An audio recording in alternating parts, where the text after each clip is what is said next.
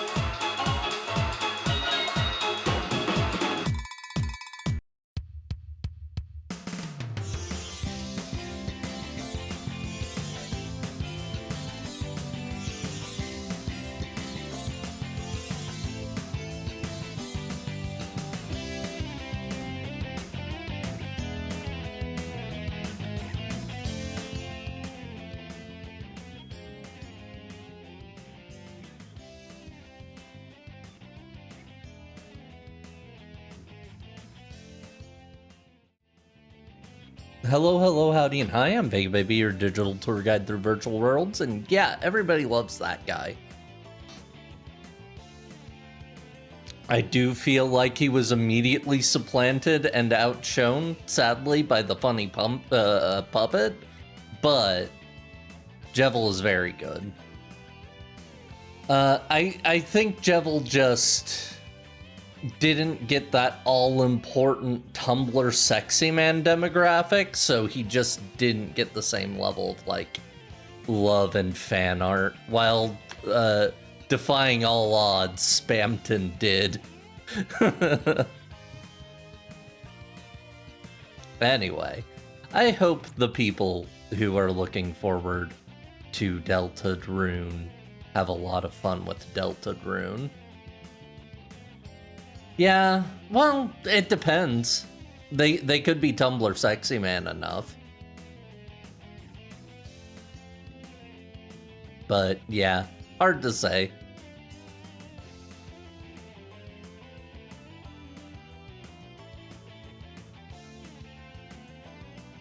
What if the Chapter 3 secret boss is like the ultra Tumblr sexy man, and then the Chapter 4 boss is I don't know, something nobody likes, like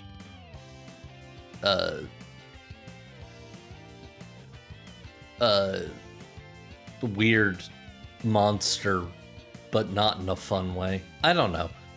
I can't think of something that nobody would at least get some hooks into, potentially, off the top of my head. It'd be very funny if they somehow just, like, managed to make a secret boss with no appeal in one of the chapters. I doubt that's gonna happen, but anyway, I hope you're doing all right today. I'm doing okay. Definitely, a lot better than I was over the weekend. It's just been a very stressful time at our household, unfortunately. For reasons that you can imagine, and also just different side reasons that I'm not gonna get into right now. Beyond just, like, I do want to once again make it clear, nobody, genuinely, I would tell you if it were true otherwise, nobody was pissing me off during the last stream. Even the game was not actually pissing me off that much. It was just acting as a trigger. I was just stressed about other stuff, and then even more stressful stuff came up the next day, and then we needed to appeal this Michael. We just, yeah.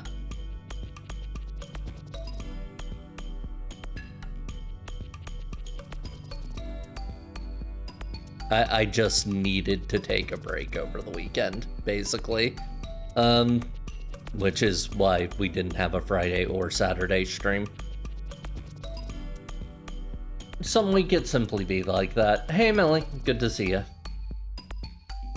But other than that, now that we're past that weekend, things are mostly chill. I'm feeling a lot better overall. Still lightly jealous that I can't play Night Rain yet. But hopefully by the end of the week, the funds will be scraped together. We shall see. I don't even know how much I'm going to play it, but I do want to play it. And ideally before people have stopped playing it. Though there are going to be more updates, so people will, it'll probably get revitalized when that happens. It's just very easy with that type of game to get a real fear of FOMO. I'm not gonna lie, it was one of the things stressing me out on Thursday that I couldn't play Night Rain, which is very silly, but you know, brains are like that sometimes. Anyway, I'm trying to think if I have anything else I want to stay up top here. I don't think so. There's one finale boss who's very, this is why I stopped playing Shadow. That sounds fair based on what I've seen of the game. It definitely... Thanks for the 60 tip, Millie. Message of, it was payday lately, happy pride. Oh, thank you, Millie. Thank you so much. That won't necessarily go to Night Rain immediately, but I do appreciate it. It increases the odds of me getting Night Rain sooner. Thank you. But yeah, oh, what was I gonna say? There was something else I wanted to bring up.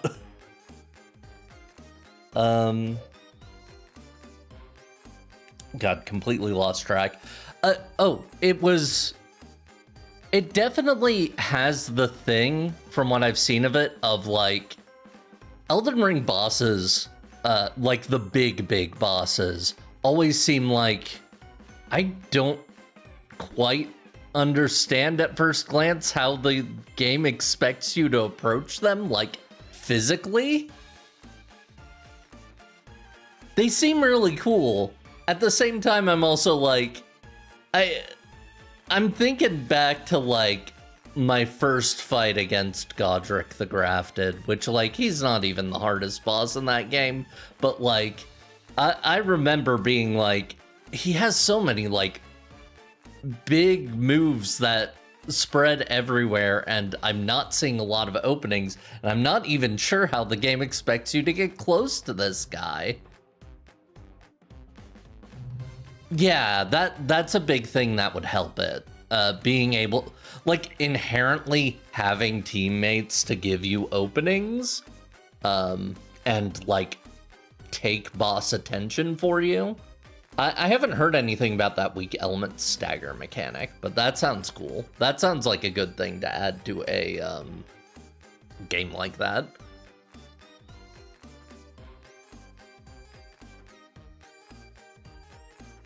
But yeah, it's just one of those things where like you kind of have to put yourself in it to figure it out. And I don't think those bosses are necessarily unfair. It's just like the way that they expect you to use your tools aren't things that are necessarily super obvious when you first see them, and in a way that can be kind of frustrating.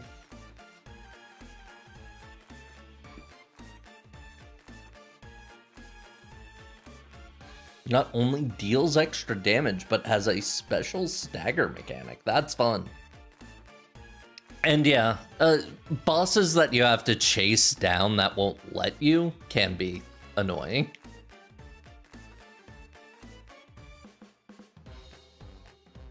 You gotta thunderclap them cheeks. That is a fun mechanic, though. I do like that as an idea. It also kind of encourages you to experiment with build variety alongside the fact that it's just a run-based game. I think that's really neat.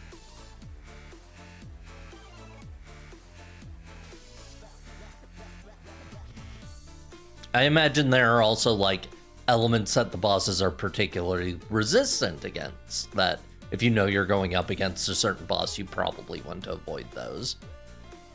Overheats it and lowers its defense. Oh, that's fun. Just like Basarios in Monhun. Everybody's favorite monster, Basarios. I'm sure it's not exactly like that because, God, fighting an enemy who your weapons knock off of...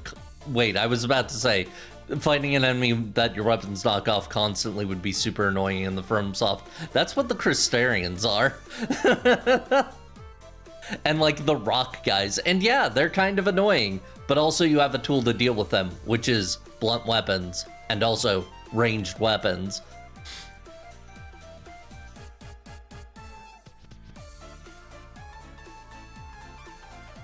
I imagine that if you're playing a magic-focused character, that would be a good thing to figure out.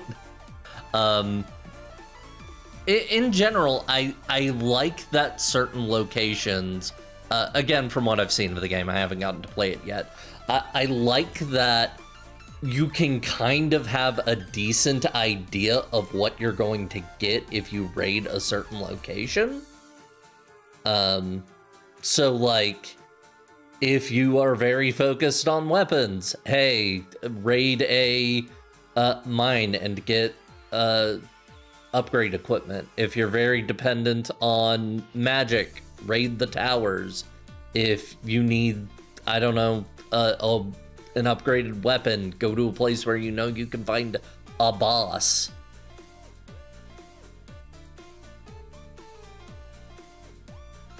Forts with sewer entrances. There's staves in the tower past the roof boss. Yeah, stuff like that. I like that you can learn where you need to go to find certain resources and grab those. I think that's a really interesting idea for that type of game. And kind of replicates the second run feel of playing a Souls-like, where you know exactly where what you want is, so you can just beeline it there and get a funny weapon early on. I think that's kind of fun that it kind of emulates that, which is what I think might give it more replay value for the folks who will replay Souls games like fiends, at least.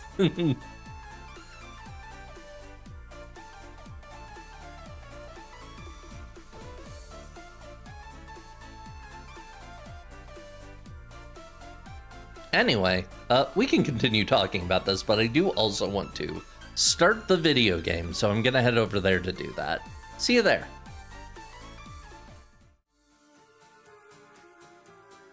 Okay, let's pause our music and boot our video game.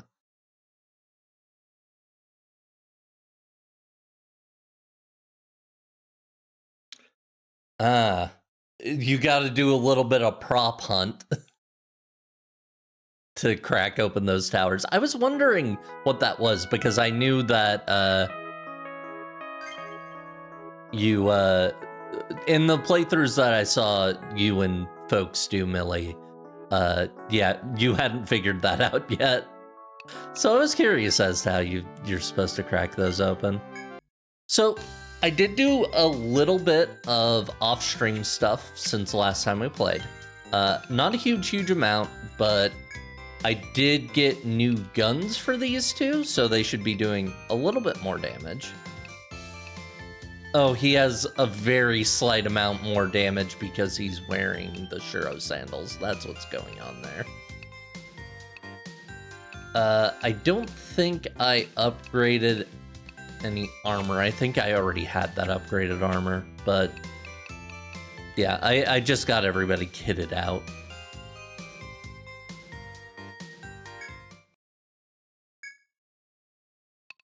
Let's head to the Undersea Grotto. Okay, I I also did manage to take our farming team down here to mine. We didn't get any like particularly notable new equipment out of it though, as far as I could tell.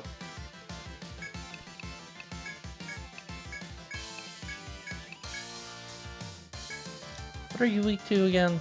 Not ice.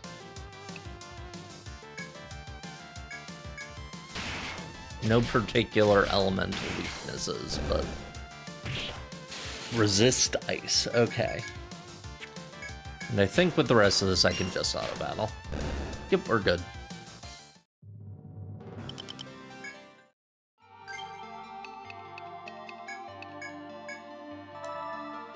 Gonna keep BB topped up because she is very fragile.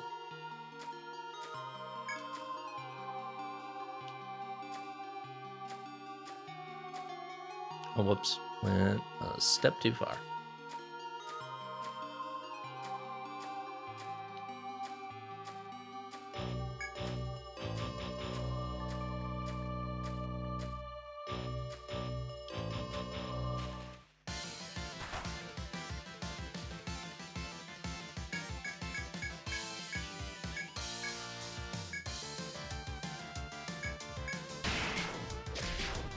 If we hadn't gotten the jump on them, I'd probably go for something more elaborate, but we can just hammer on them.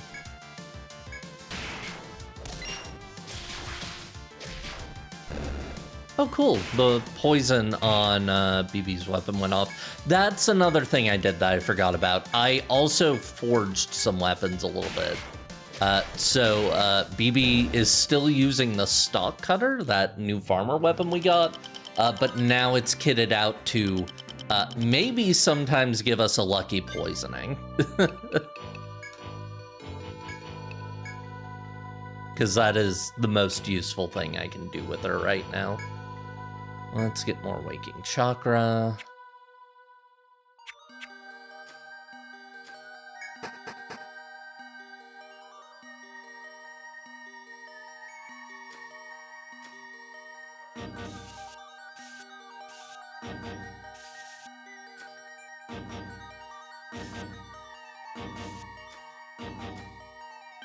As you carefully make your way through the new floor, you notice a mysterious sight before you. There's no telling what might be the cause, but air is flowing along the passage. It is clear that the current is very strong. If you step into it, you may be swept away. You must take the utmost caution around these currents. So yeah, the gimmick for this stratum is forced movement. It's not very hard to deal with.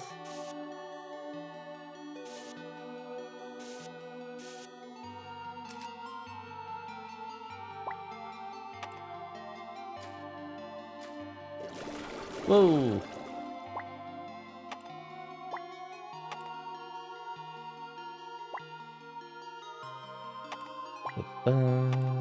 Do that.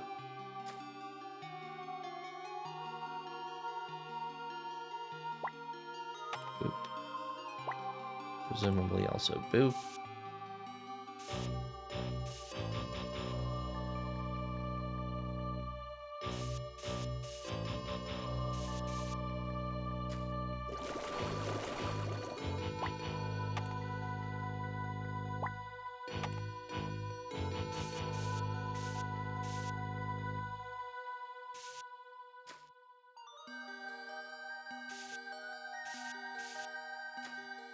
Okay. Oop. Right, haven't fought these yet. They do know their weakness, so I think the plan is y'all go all out and you ice star him.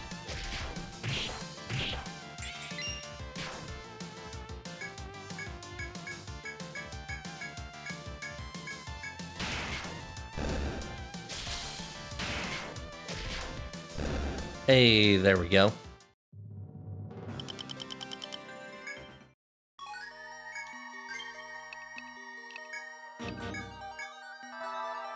Heal these two up.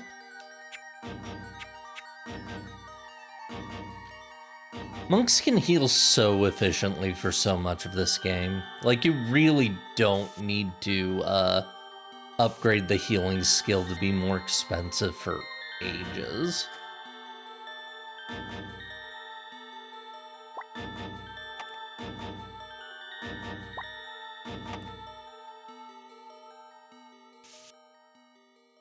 Just breathe good about it, exactly. They got those breathing techniques.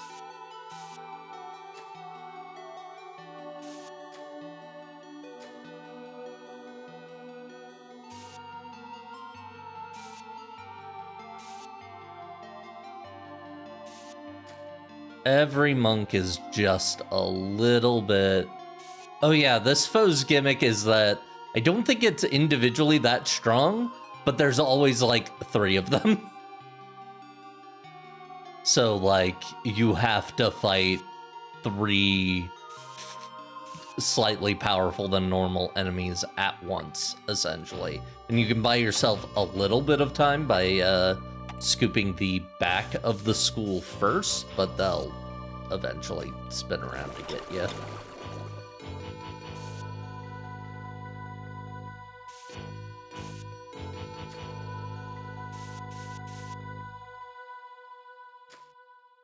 Okay.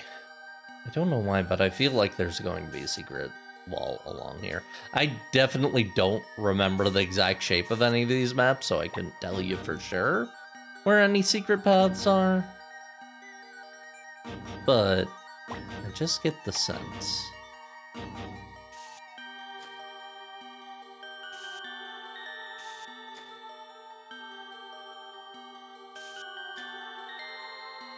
There we go.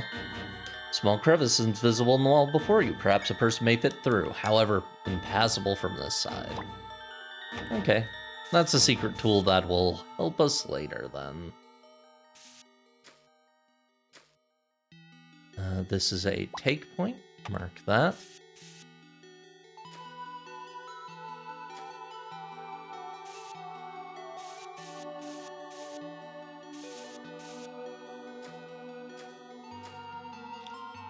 We can't get that treasure chest. The Kern will push us. It's almost like at some point we'll be able to turn the current off. Or something.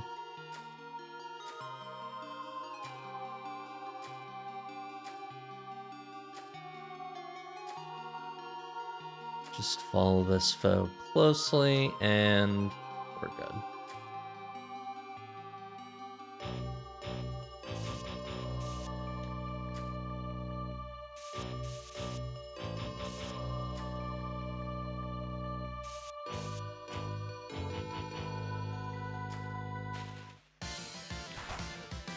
Okay, now we can check what their weakness is. Not ice, once again. Pretty much similar to the exact same as the red starfish. That makes sense.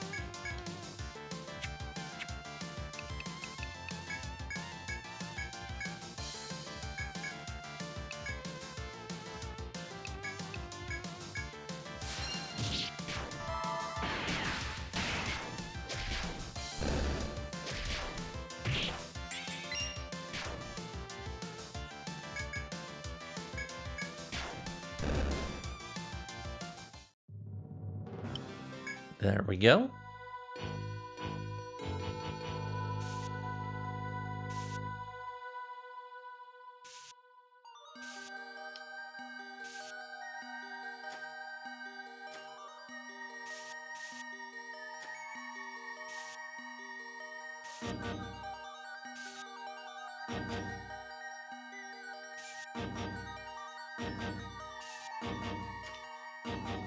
No passages here, right? Okay. Well, nowhere to go but this way. Whoop, whoop.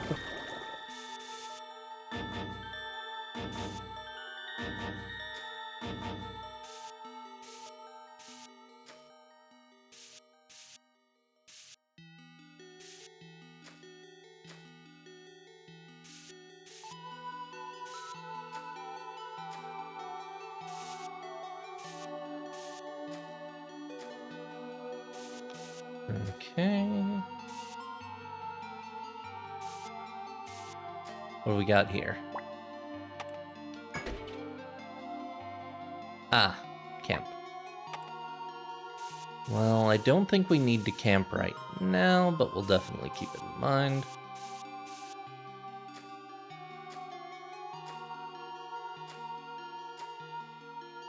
Just making sure there's no secret doors on the side here. Okay, we're good.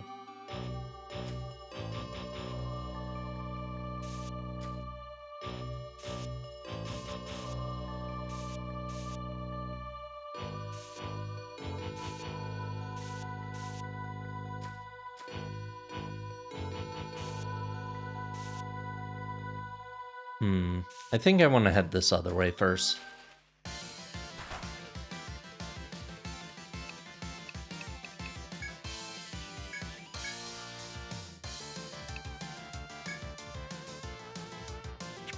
What are their chances of going to sleep?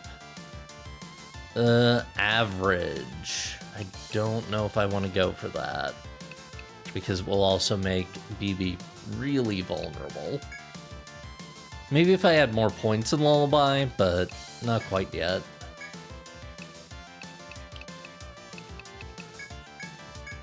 Let's Indomitable just be safe, and also heal up.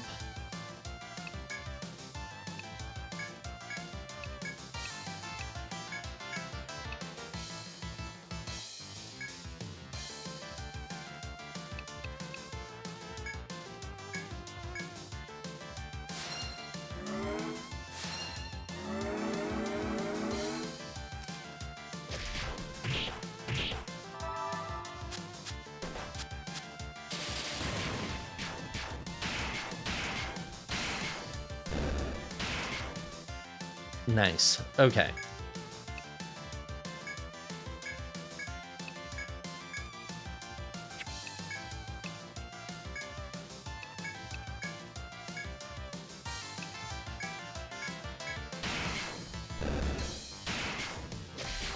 Bum bum bum bum bum bum bum bum bum bum bum ba-da-da-dum, ba-da-dum.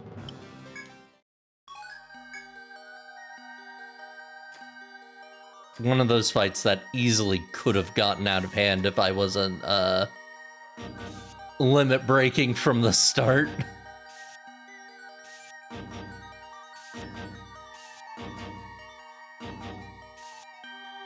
Which is why the second part of the song kicked in.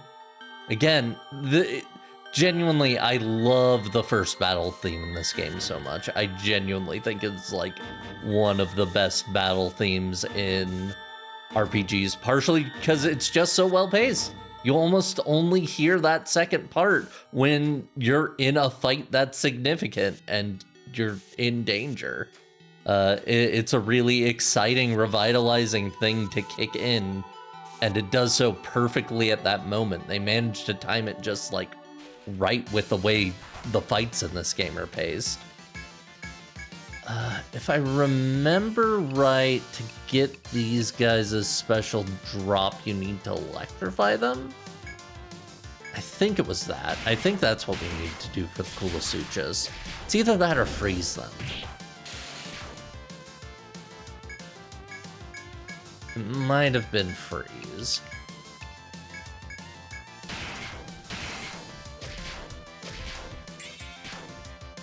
Well, freeze does extra damage at least. We didn't get a special drop though. I do know they have a special drop. I don't remember how you get it.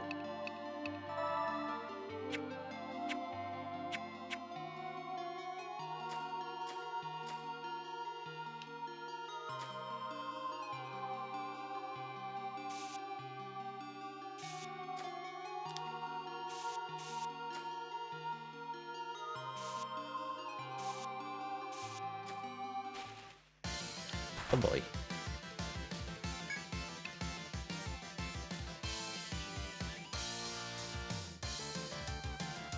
Only resists lightning, huh? So that could be a sign that you need to electrocute them for it. That is something this game would do.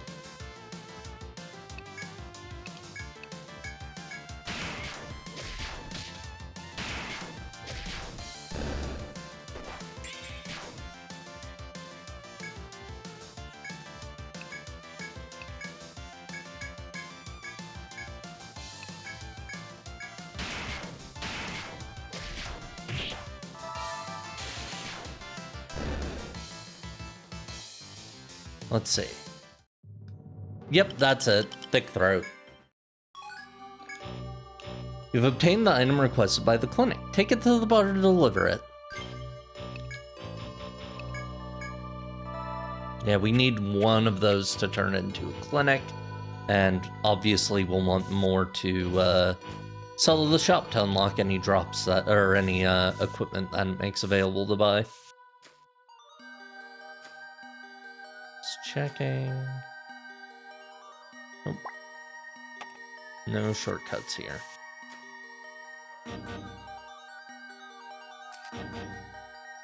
Okay. Yeah, I think I'll keep heading north for now.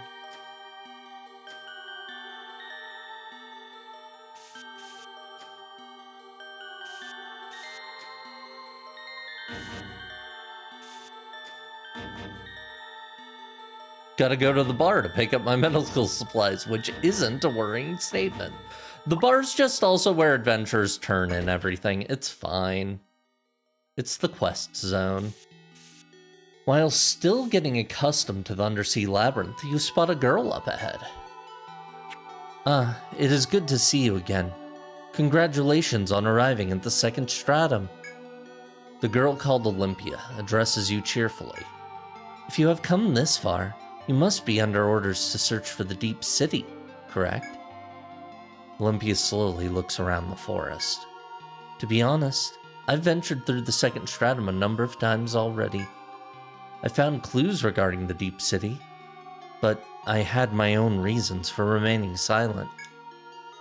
But you are trustworthy and strong. Yes, I think I can share my clues with you. Olympia then turns and slowly walks away from you. Intrigued, you follow close behind her. The girl stops after taking a few steps and points to the east. Look there, and I'll show you the clues I spoke of. The path she is pointing to is a long blue road that stretches as far as you can see. Past this way are currents that seem to be vestiges of when this place was once submerged. I learned that a hidden stair is supposedly past those currents, one which leads to the deep city. Olympia then shakes her head. But there are countless dangerous fish lurking in that passage that prevent anyone from getting there. I've asked a number of guilds to investigate, but none have returned. The girl falls silent, waiting for the implications of her words to sink in. When you turn around as if to encourage her, she looks up and continues her speech. I'm positive a way to the deep city lies beyond there. I'd like to ask that you investigate. Olympia's expression is solemn. It seems she has told you all she knows. You don't know whether to trust her words, but there are no paths other than to the east. Olympia looks away, a faintly weary expression on her face, and slowly moves toward the wall. It is clear that she has nothing more to say. You decide to return to your explorations. Oh. Slightly mismarked this room. Let's fix that.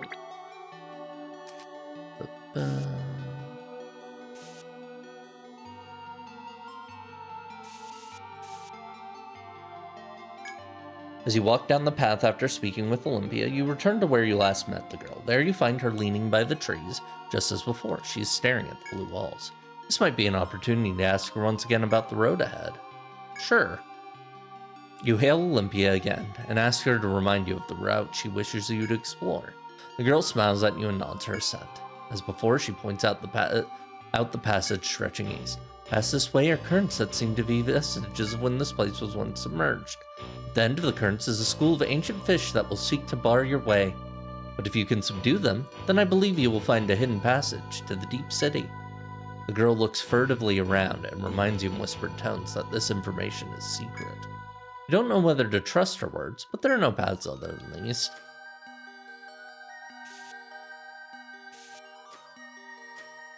Well, we might as well head that way.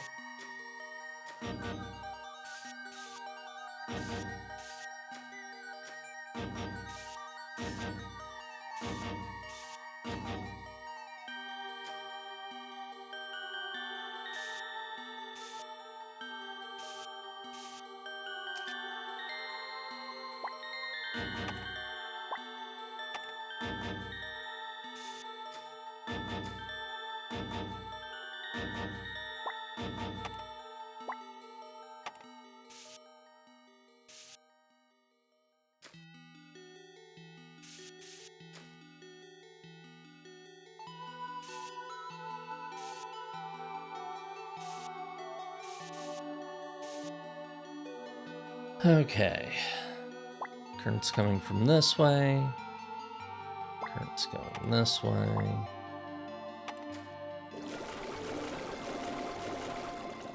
That deposits us right here.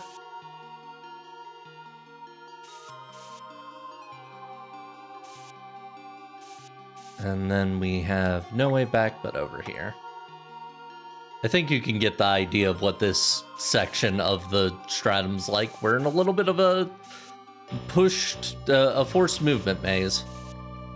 It's relatively straightforward, but it'll just take us some time to work it out. There we go.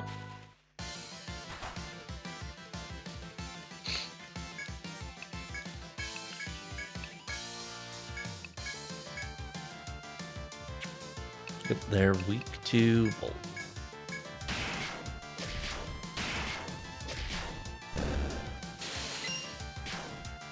I don't know if I know that one, Frown.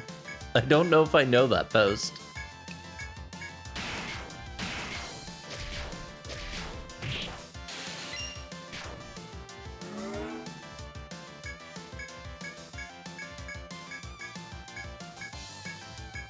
Though, from the sound of it, it does sound like, the, Homestar Runner death metal joke of all death metal videos featuring rusty meat.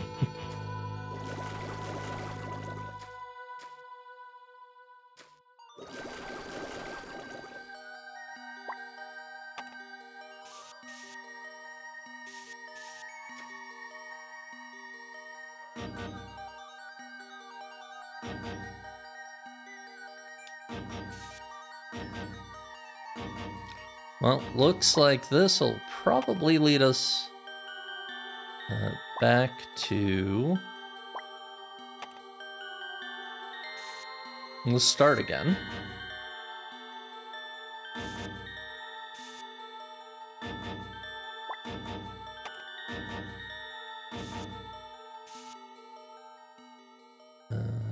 Actually, looks like it's something like this.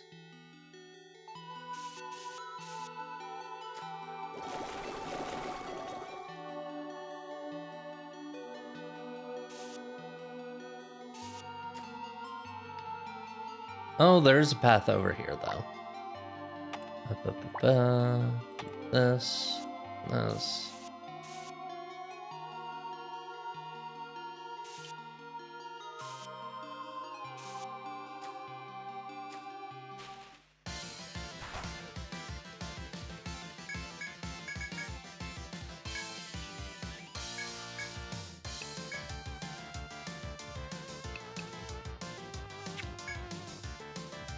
Okay, not weak to anything in particular. In that case, I will Volt Star this one.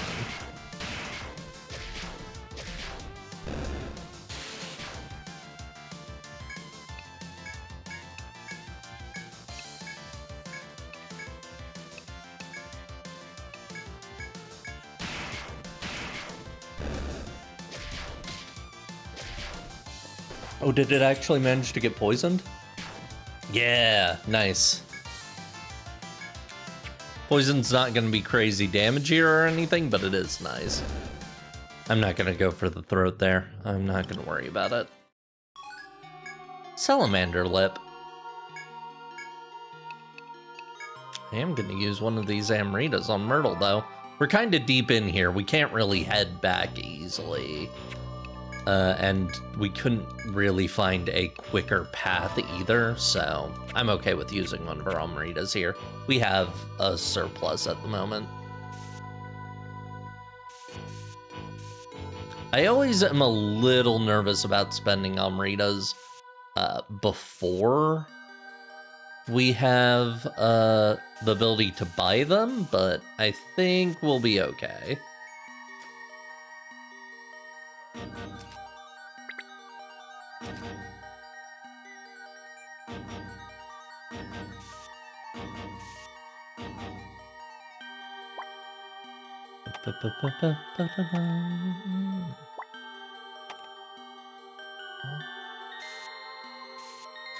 Let's check what's over on this side first. Ah, just a moon door. Okay. Well, we can at least mark it off.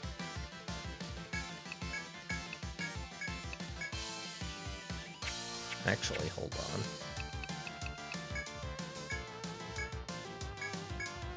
Oop.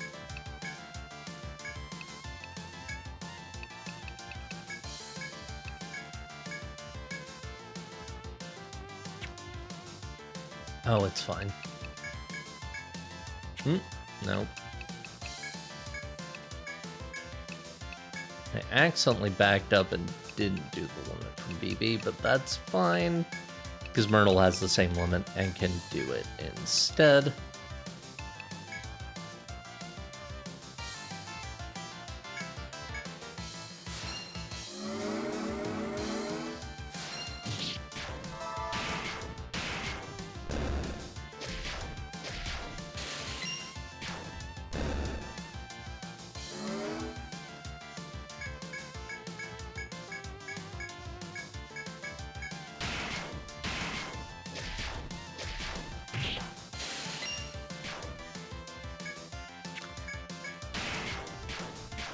Auto battle should be enough. There we go.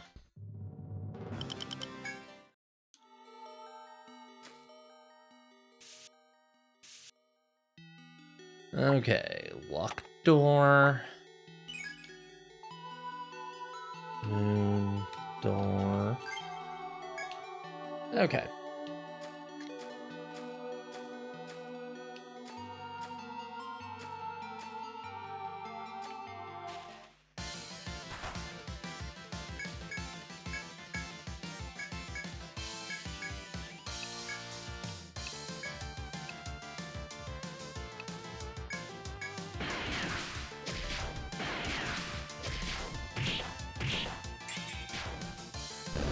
Okay, that's one down.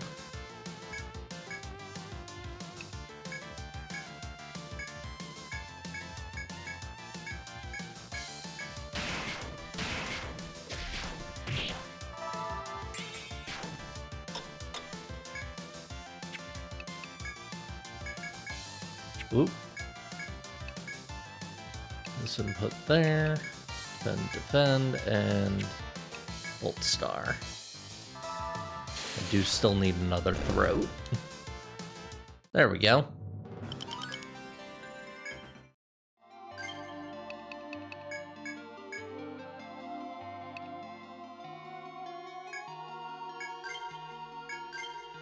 Okay, nice. Got access to strange seeds and rotten egg.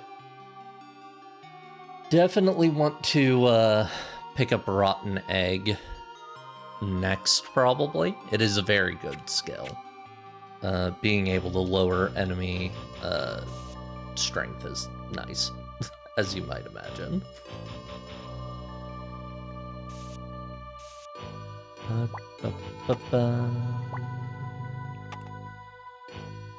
Or this way.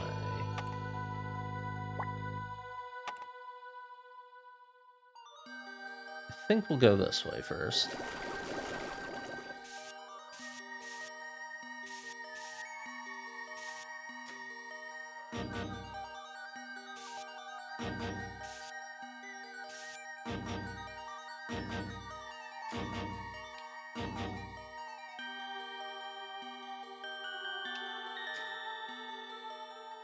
Yeah, it looks like the current would trap us there. It's hard to tell.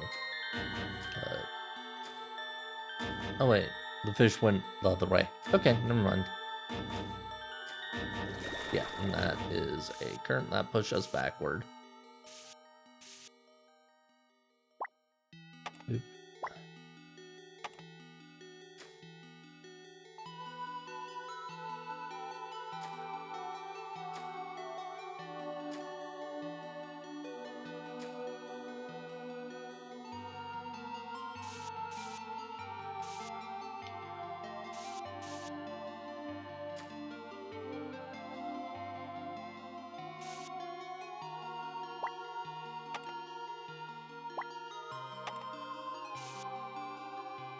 That looks like it'll lead us back to the beginning, so let's not do that for now.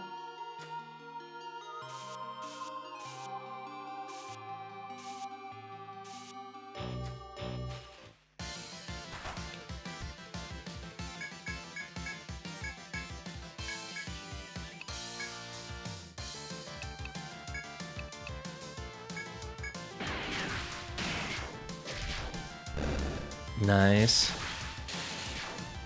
Oh, very nice.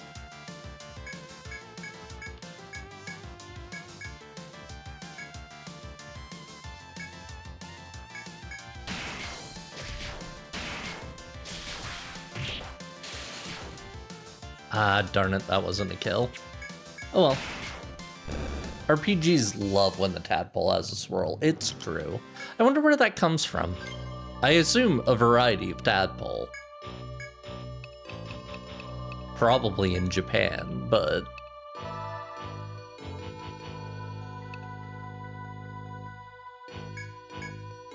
Go ahead and use 2 of these. We're gonna be here for a bit. It's guts. Yeah, you can sort of see a tadpole's guts through its translucent skin. Yeah, that makes sense. I've never looked at a tadpole closely enough to see that. But boy, would I like to.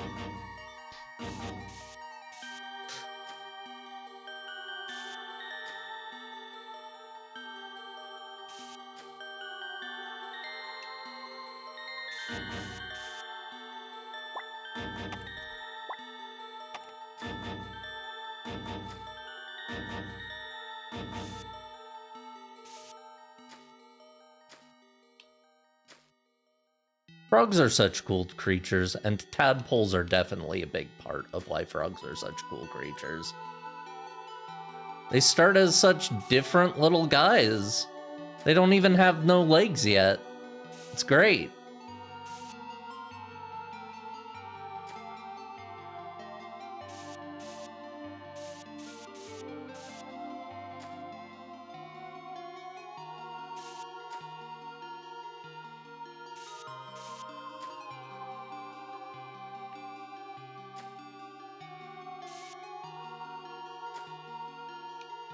An escape route, and a way further in. Yeah, we're in the Odyssey. There's a lot of ocean themes in this game in particular, but especially on the stratum where you're literally just walking around on the ocean floor. Except it's dry.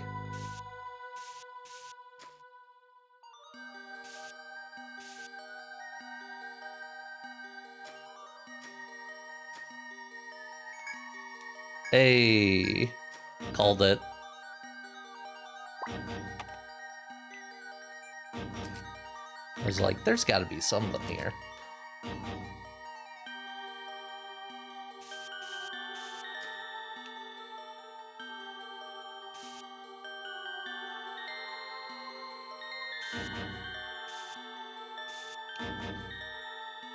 Seems like this is a quick way back if we end up needing it, but we should be fine for now. Let's go find the passage to the Deep City, which is apparently here. Yeah, I can kind of see that. I do think that it hurts a little bit less in that this is like the absolute best of the original formula Etrians. Like it pulls off that specific formula as good as it could be. It would be interesting to see an Untold style version of this one though. I agree with you there, Squares.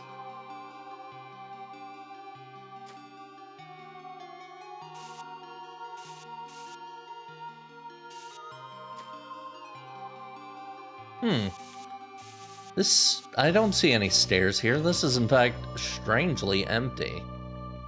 Weird. After passing through the currents and schools of fish that Olympia mentioned, you reach a tiny room. It isn't immediately apparent, but looking around, you're left with an unsettling impression. The ground and nearby coral are tainted a dark red, and bags and equipment are strewn about. Some are new, some are very old, but what worries you is the sheer number of them. As you look nervously for a path ahead, you suddenly sense a terrifying presence. You turn to find a school of enormous fish approaching. You look wildly about the room, but the small place holds no clues. Could Olympia's words have been a trap? You must somehow resolve this crisis and return to Olympia to question her. It's probably fine. Oop. Goodness. Anyway, they move the same way as the other foes, so it's actually not that much trouble to avoid them. We're out of there. A rebalancing of one class in particular?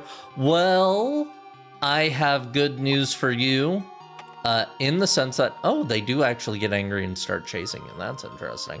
I do have good news for you in that there is a rebalance patch for this game. I don't know how good it is, but it exists. What class in particular were you thinking of needing a rebalancing, though? I'm curious.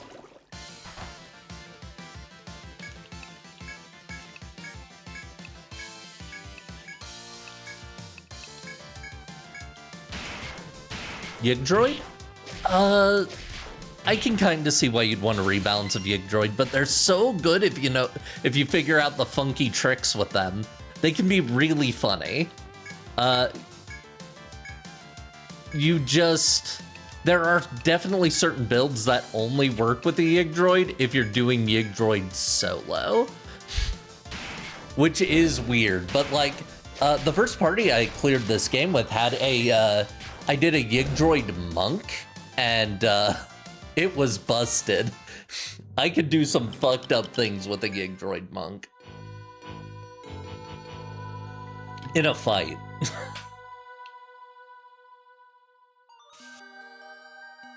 I don't know why I felt like I needed to add that coda.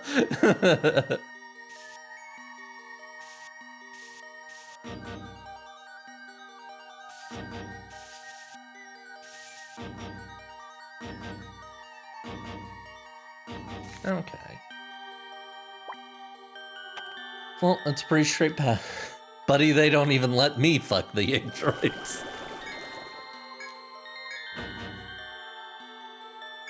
An aim hammer. If we want to forge our weapons to be more accurate, I don't think there's ever a reason to do that.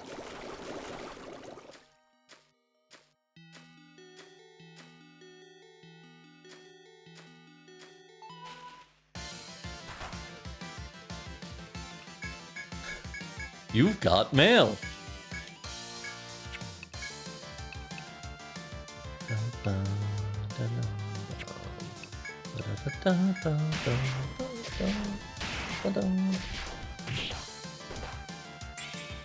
God dang it, they got Shenlong.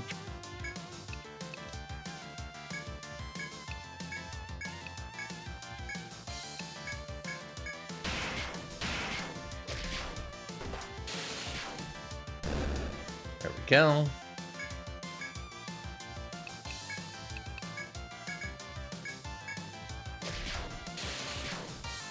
There we go. Okay. Just the one thick throat, but it's fine. I do want to make sure I get a decent amount of those. There we go.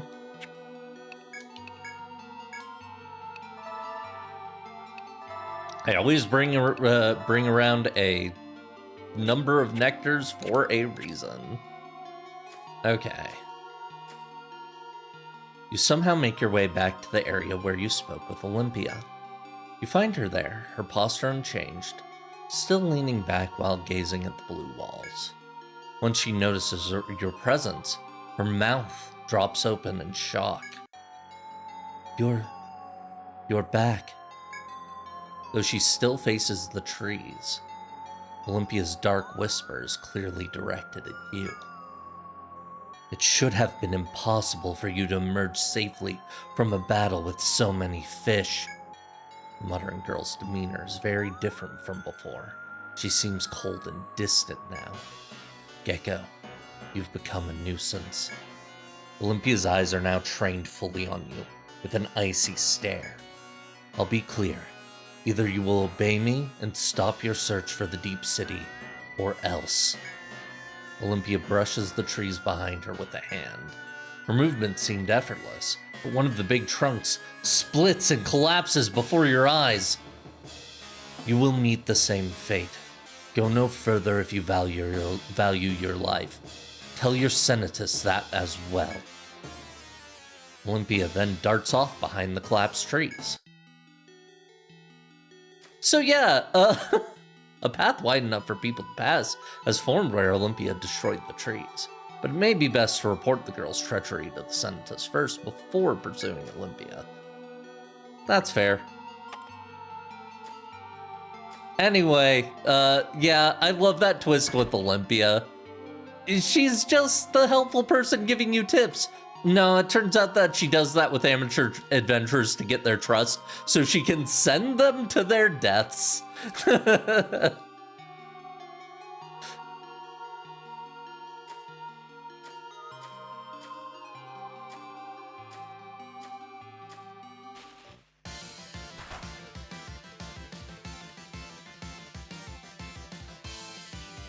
Yeah, squares?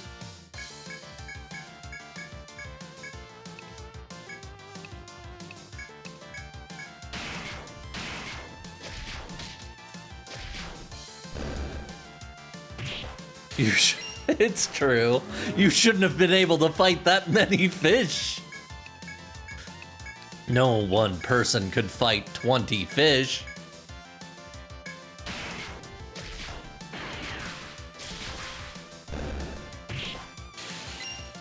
She didn't know that women want us and fish fear us. Women fear us, men fear us, fish fear us. We are alone on this blighted earth.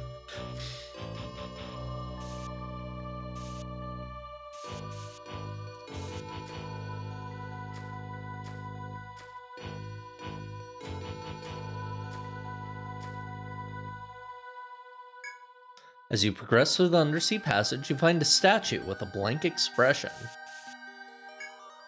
You recall the quest you undertook. This must be the statue Swallow was saved by. You can do as requested and inform the statue of Swallow's safety and offer it gifts. Yeah, sure. Talk to the statue, saying that Swallow is alive, and place the gifts at its feet. As you brush a bit of dirt off the statue's face, its eyes begin to shine eerily.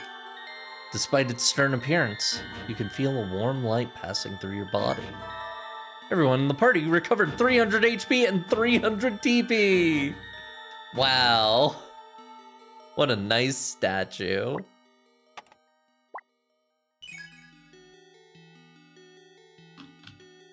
I don't think we can use the statue to heal more than once, but I'm marking it as a healing point anyway. Anyway, I think that's all of this floor we can explore right now, which is a shame. We're like, we're in fighting trim right now. We just got fully healed. Let's go ahead and walk out so we can get a little bit of extra XP as we go. XP into items.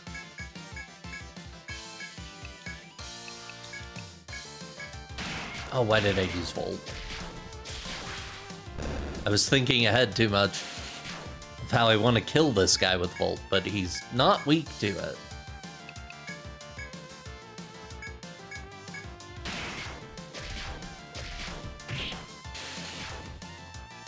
Still not enough to kill. Defend, defend, defend, defend, Volt. There we go. Yeah, getting all those thick throats.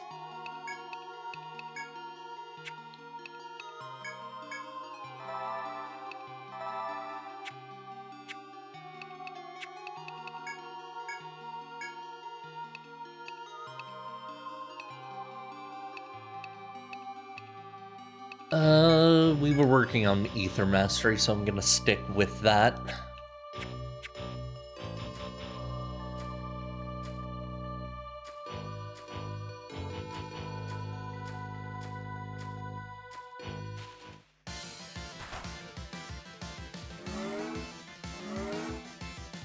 Mildly annoying, but we can deal.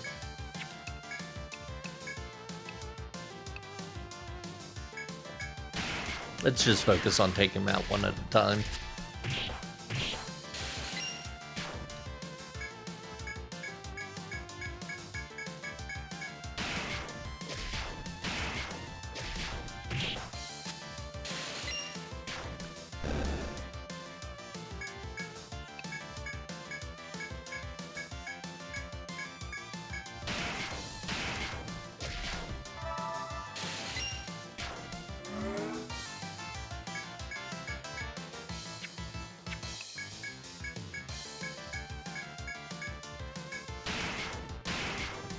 These crabs are such a hassle.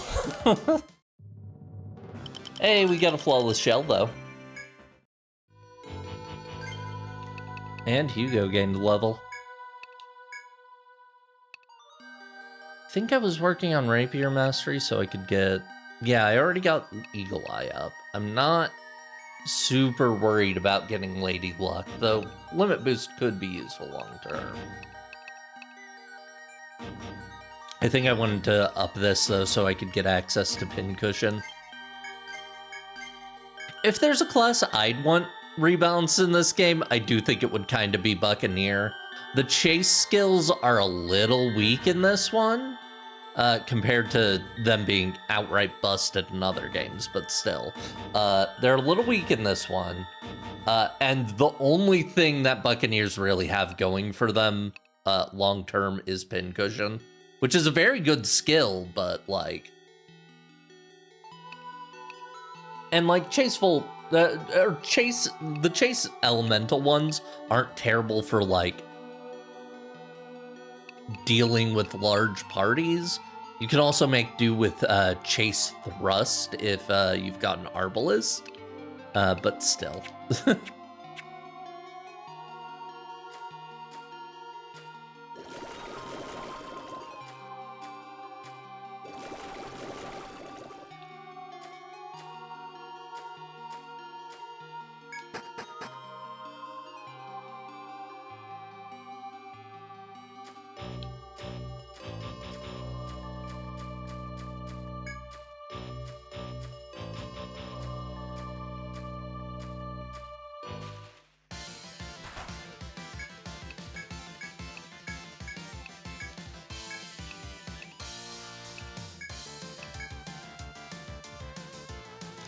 Actually, thinking about it,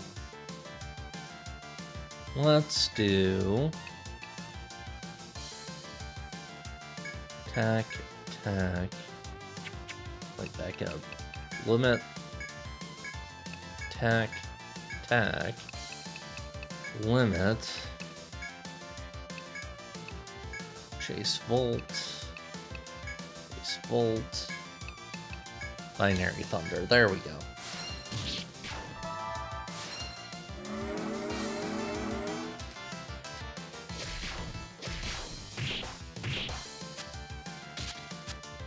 Okay, we're good.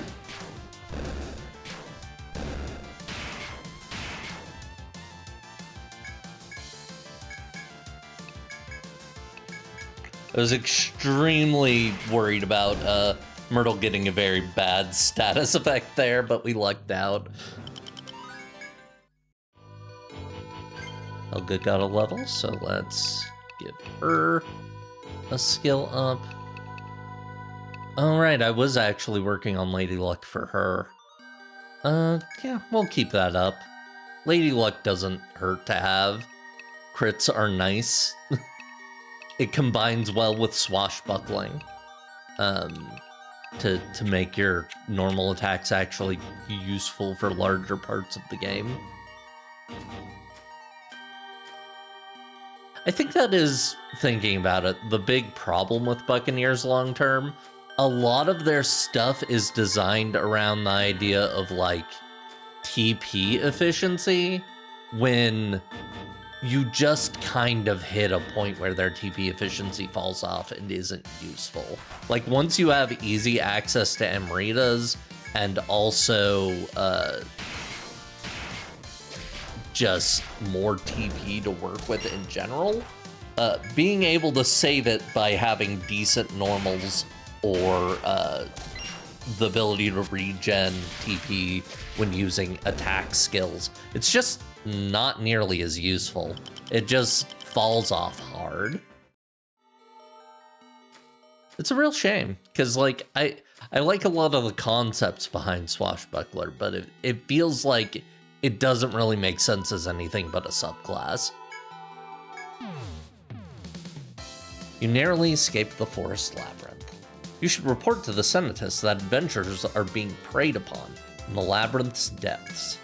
You vow to make time to go to the Senatus and inform them. But first, the bistro. We've got 2 quests to report.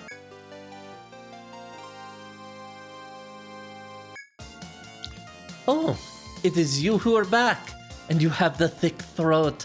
Well doings. I've never touched a raw, thick throat before. It is an interesting texture, yes? Well, I will be making sure to deliver this to the clinic. Here is your reward, as promised. I'm looking forward to your help later.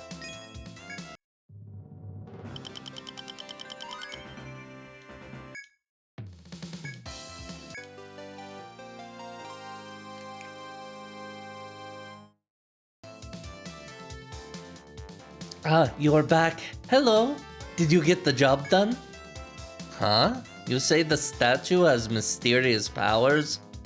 The crazy must be spreading. Now you are the deranged ones. Well, it looks like Swallow's found someone to believe her nutty story. She will be happy. This request was truly a case of what goes around comes around, right?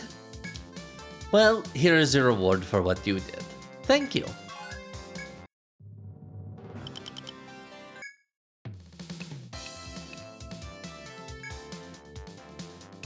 Let's also head to the firm and sell some stuff. Lot of new items. An Espada Ropera, a Mist Robe, Old Talisman, Frostbook, Spatha, Kazak, Yosanga, Frostbook.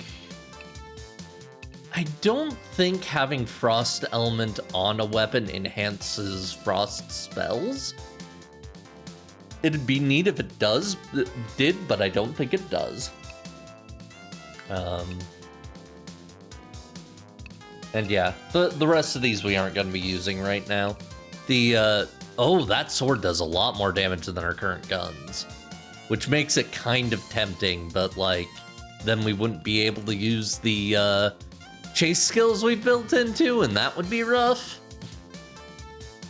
I might consider it for at least one of them later, if we don't find a new gun soon.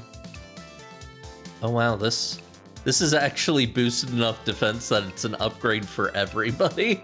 That's funny. What do we need for this double now, though? 3 more sentry shells. We'll get those eventually. I will go ahead and upgrade the Leaf Blazer.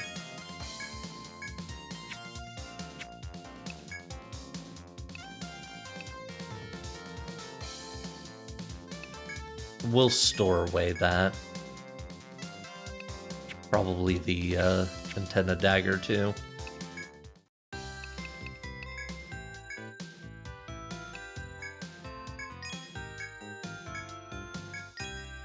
I'm so glad that in later games they stopped charging you to store items.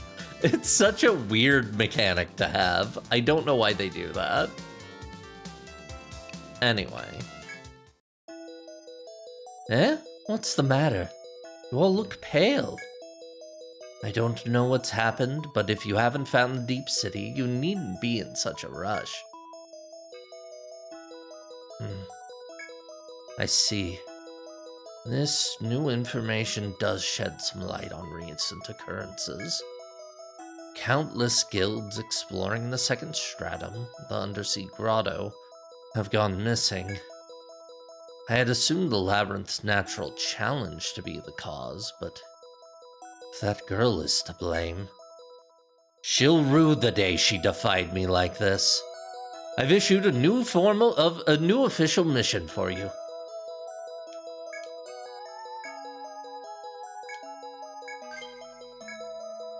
Excellent. I hope you'd agree to this. Something must be done about that mischievous woman.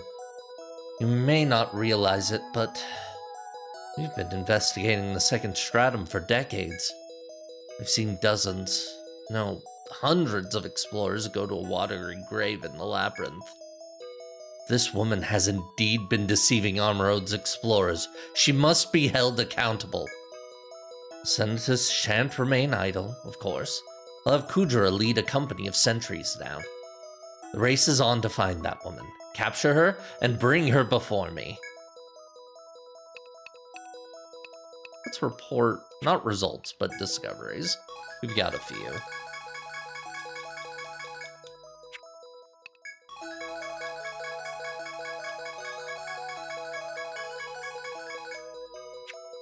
Cool. Alright, let's rest that then.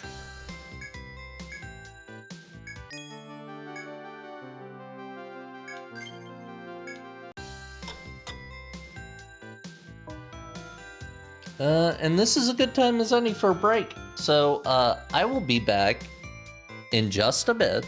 But in the meantime, enjoy some tunes. See you back here then. Bye.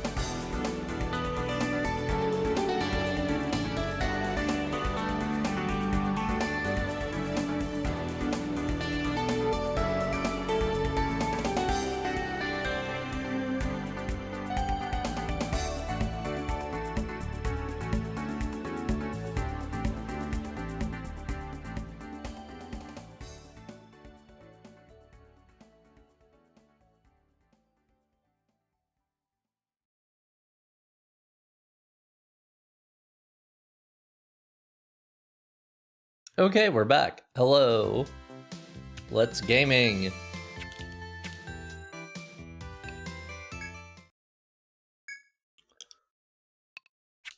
Actually, before we jump right back in,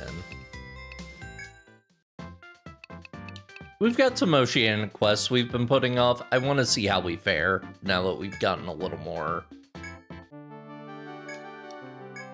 gear and XP going. It really is Batavia that's going to be the bigger pain. I should honestly, even if it still kicks our ass, go to Aethia after.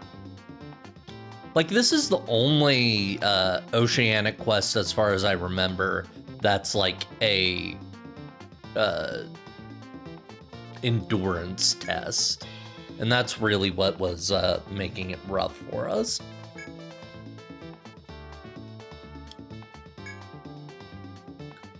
Okay.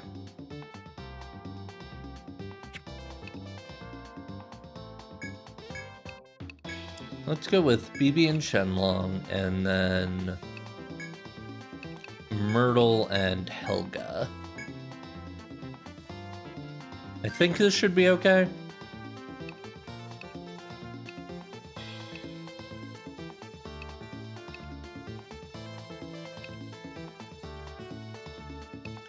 And yeah, Helga just won't have a limit for this one. That's fine.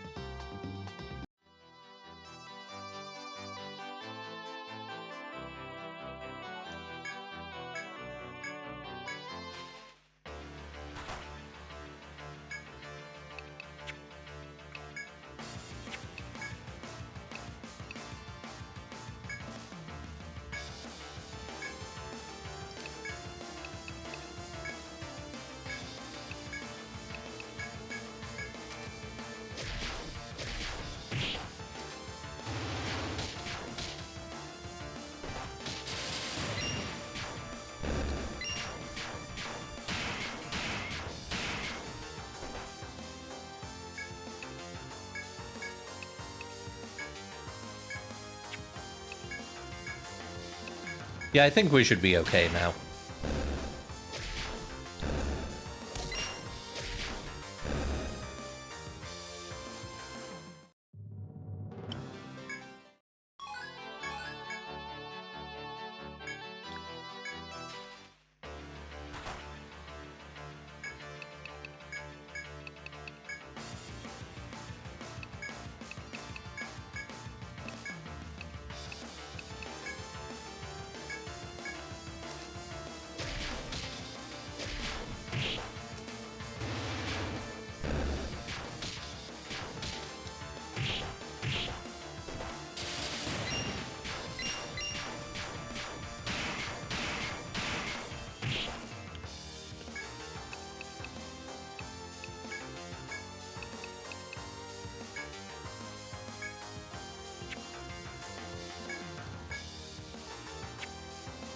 Using Binary Thunder again might be overkill here.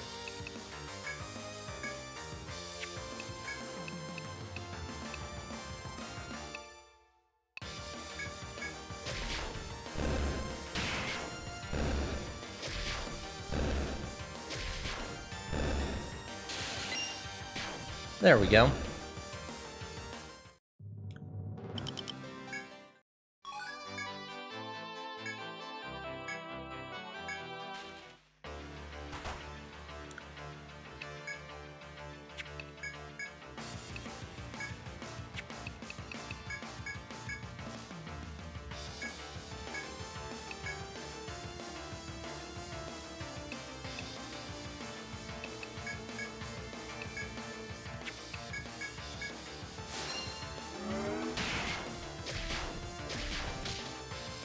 Nice, got a poison on you.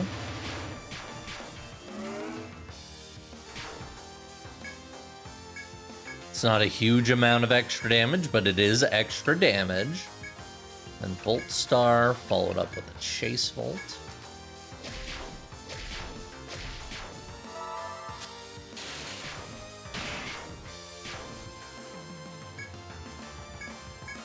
Yeah, we've got this. The couple of levels we gained since the last time we attempted this have made this a lot more doable.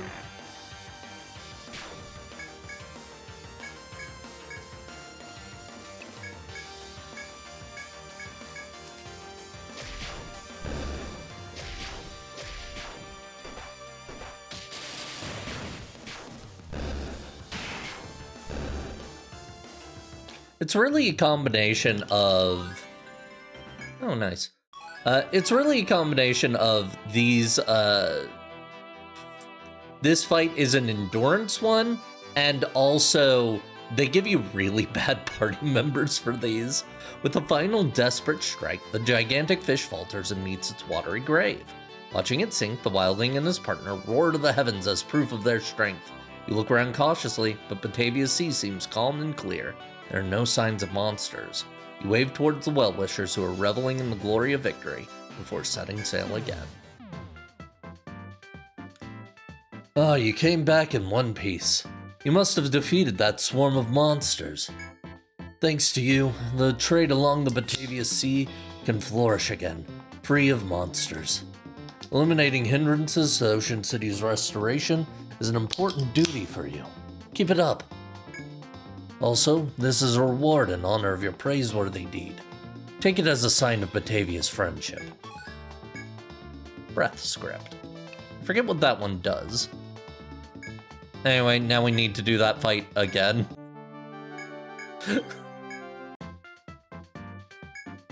That's Scandalia Lighthouse. Specifically that fight again with the same guy. Our same party layout should work just fine. Maybe I switch out Hugo for Helga just to get him some XP too. They're pretty equivalent characters even if they don't match up perfectly. Completely recover your own HP at the end of the turn. I mean, might as well have that on Hugo. Not a super useful limit, but kind of helpful in situations like this where you can't use your normal ones.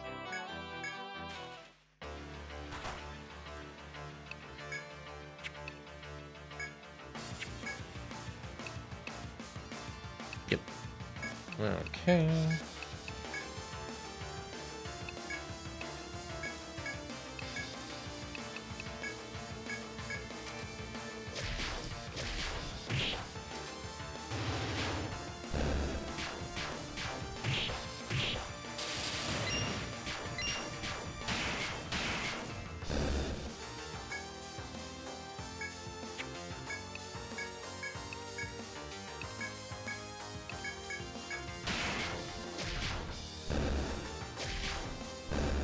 There we go.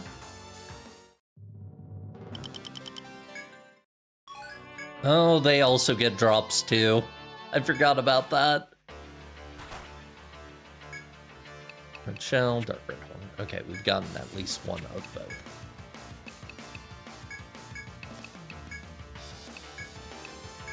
Chase Volt.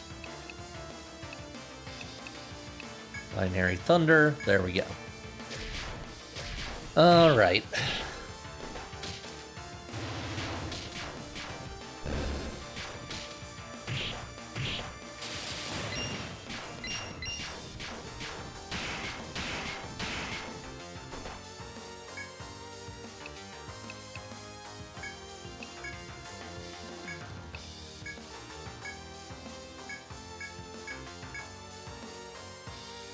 Yeah, I think it's worth doing again.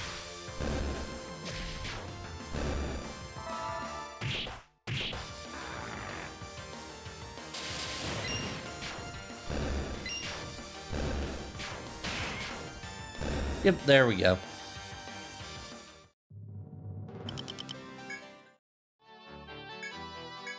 Alright, time to fight the big fish.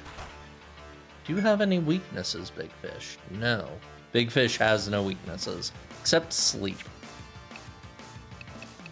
In which case...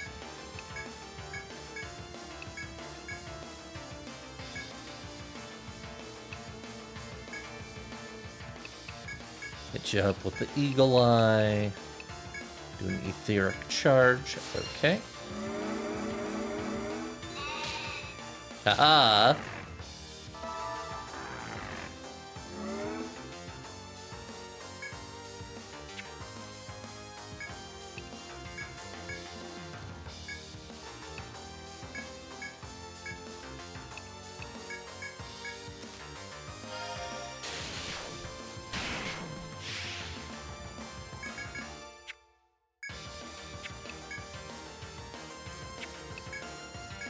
let's see if we can hit with the lullaby again. It's hard to get repeats of status effects, but it can happen. So I'm just gonna give it a shot. Attack. Clear charge. Okay. Yeah, it worked.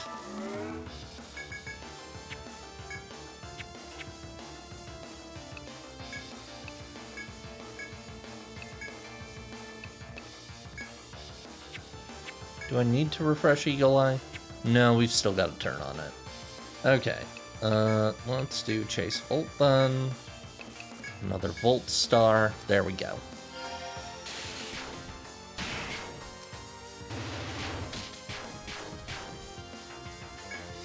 Okay, it's paralyzed, so I don't want to inflict another status effect. It's already almost dead anyway, so we can just auto-battle it. Got another atrocious Fang. Just an absolute dog shit Fang. I'm glad you're all safe. Looks like things went well. That's what the Wildling client said anyway. Me and Beast defeat monsters strong, but me not do it alone, me thank everyone. The Wildling seems to have saved not only Batavia's port, but his comrade's pride as well. He must have been very happy. He was grinning to ear from ear when he told me to give this to you. A spear that we probably won't get use out of, but fun to get.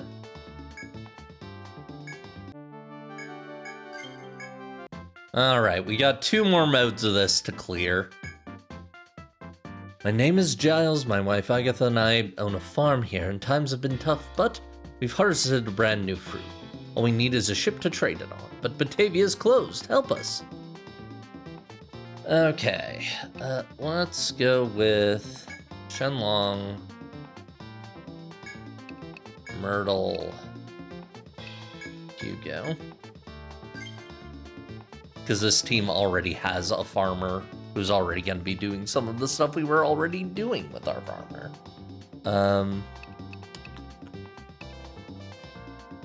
Let's give you both charge tactic. That's probably our best option. As you sail toward the trade city of Batavia, a severe tremor shakes the ship. You stop and drop anchor. Examining the water, you see the shadows of countless monsters encircling your ship.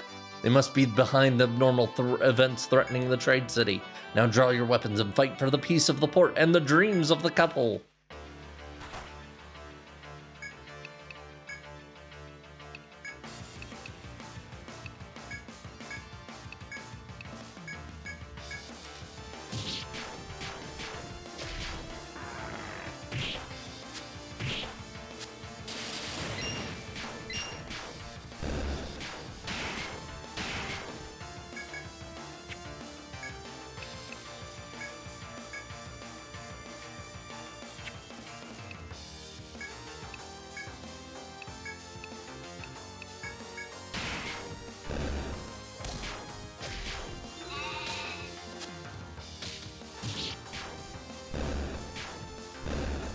Good work, Agatha.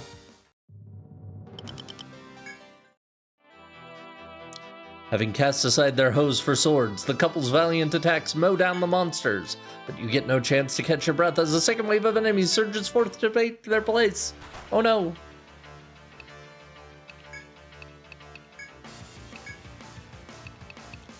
Binary Thunder. Chase Volt.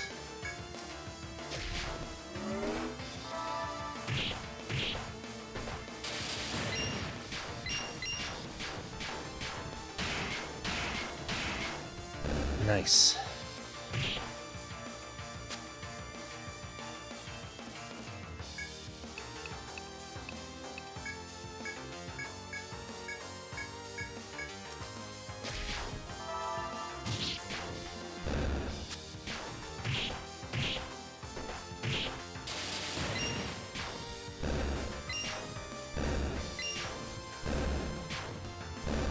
Cool.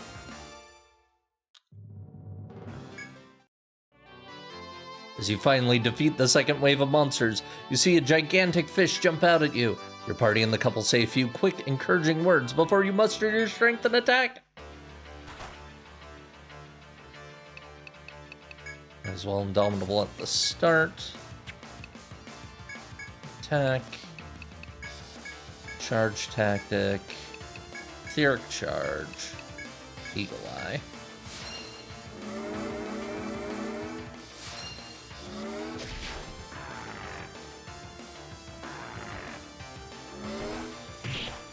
Would you use Play Possum?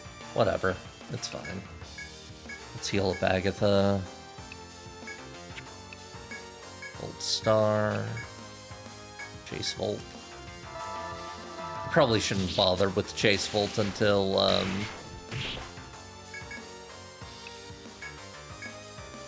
his health is lower, but whatever. Direct charge, basic attack.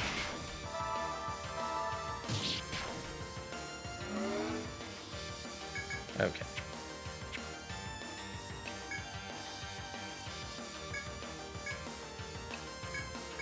Binary Thunder. Chase Volt.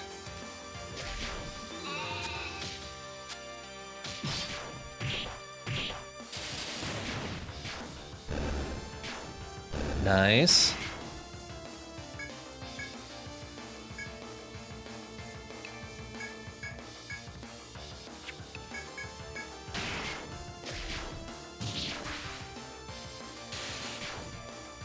Okay, we're good. These last two enemies aren't dangerous enough to have to worry about too much.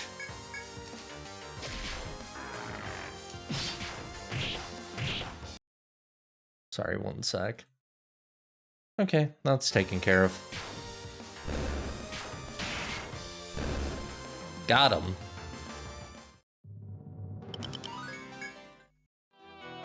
With a final desperate strike, the gigantic fish falters and meets its watery grave. You look around cautiously, but Batavia's sea seems calm and clear. There are no signs of monsters. The couple thanks you with beaming smiles, but their true battle is just beginning. You bid good luck to the couple before setting course back to the Ocean City's port. I'm glad you're all safe. Looks like things went well. That's what those two farmers said anyway. Thanks to you all, we were finally able to ship out our fruit.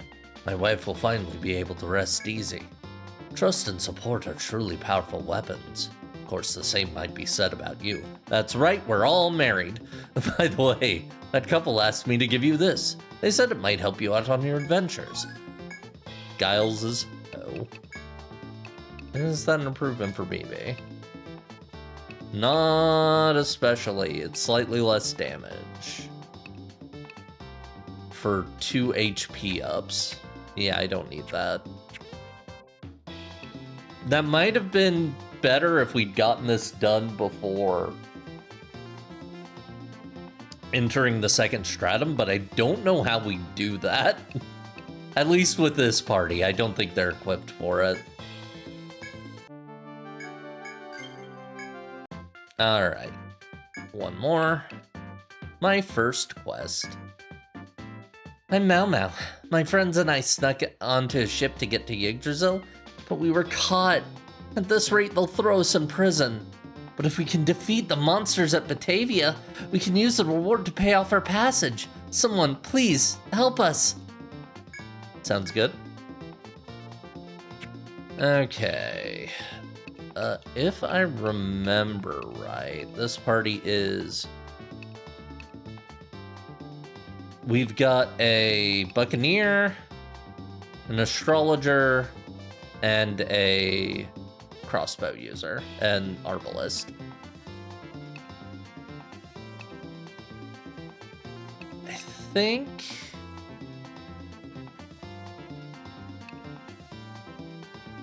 we at least want to bring along Shenlong, because they definitely need healing. I think I'll also bring along Helga, because Helga can also chase, assuming I can figure out what element they're using. Because I do think they're consistent with the element they choose to use, but we'll have to figure it out as we go. As you sail toward the trade city of Batavia, a severe tremor shakes the ship. You stop and drop anchor, examining the water. You see countless fish. If you defeat the monster, children wish. Children encouraging words. Fuck. We'll start by just attacking. Chase flame, okay.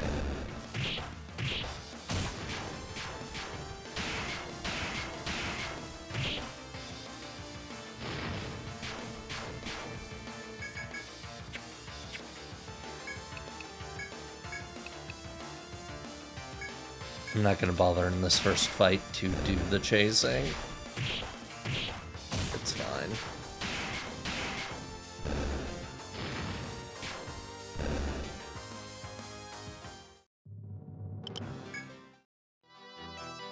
As you mow down the first wave of monsters, another swarm appears from the depths of the sea. The children look exhausted, but you inspire them to go on as you turn to face the new threat.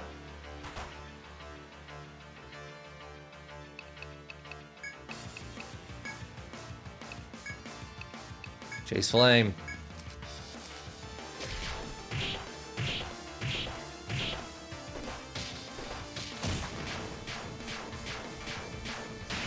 Double poisoned.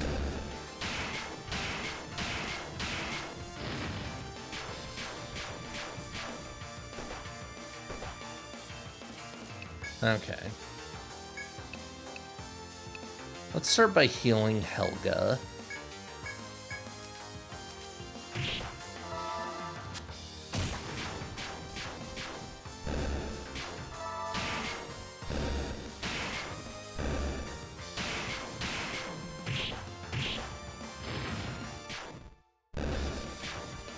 There we go.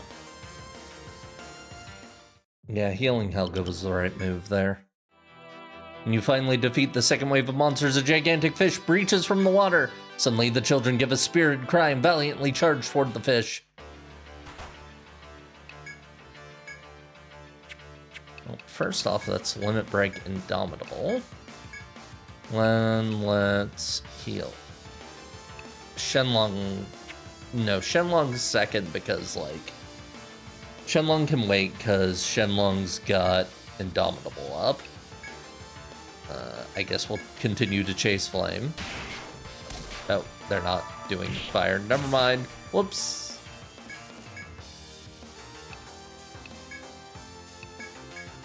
They probably won't bother until there are multiple enemies, which is the smart thing to do.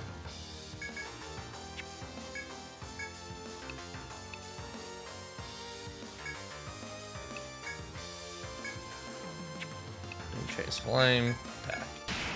There we go.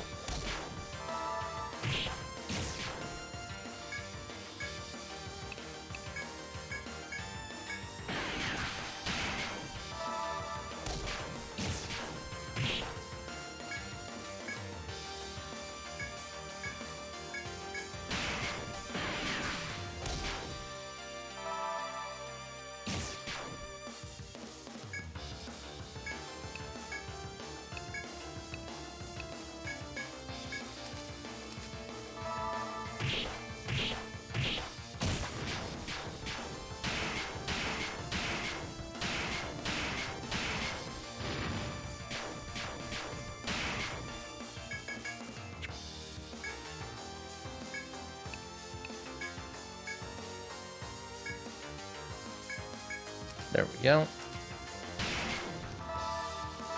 Oh, do they not have the TP to do the chase immediately? They don't. Okay. Oh, there goes Mamau. That stinks.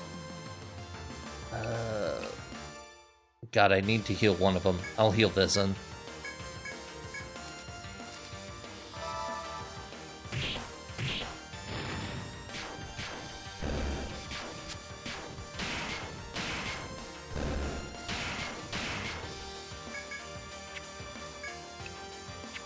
Let me double check and make sure Indomitable's running.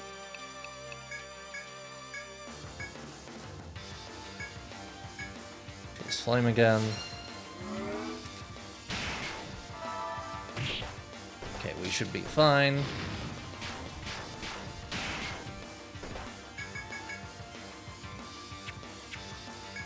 know what? Honestly, that is exactly what I want to do. Okay.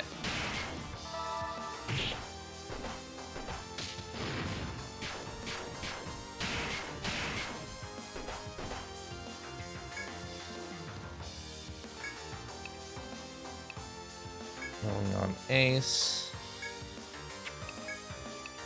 Let's attack. There we go. Okay. Shenlong saved by Indomitable. We heal. I'll have her do her second win limit. Let's attack that one just to make sure it dies. And we're good. Okay, cool. We're done with these fights. Thank goodness. Can't stand them. The children's hard fighting has paid off as the gigantic fish sinks into its red-stained, watery grave. You look around cautiously, but Batavia seems calm and clear. There are no signs of monsters. At that moment, the children sink to the ground like jelly and laugh exhaustedly. The children are truly free to do as they wish now, but this is also the beginning of their hardships. The young adventurers have finished their first quest, and you set a course back to port. Bleh. I'm glad you're all safe. Looks like things went well. That's what those rookies said anyway. Thank you for everything. We hope to form a powerful guild, just like Gecko. Sounds like you guys are role models now. You better think twice before you make any mistakes. Oh yeah, those kids left a gift for you here. It must be their way of saying thanks. Please, take it. Mau Mau's bow, which also is something we can't use. Hooray! Okay. Let's do these quests. Ex-Pirate Ascendant. That fool of a fisherman, Drake, ran out to fight the giant shark, heedless of my warnings, and I'm the mayor of Ayutthaya. He may be a former pirate, but now he's a fellow citizen. Please help him before the shark gets him. Former pirate, now a fisherman. Naval swordsman, and staunch ally. Okay. BB Shenlong, Myrtle, Yuko.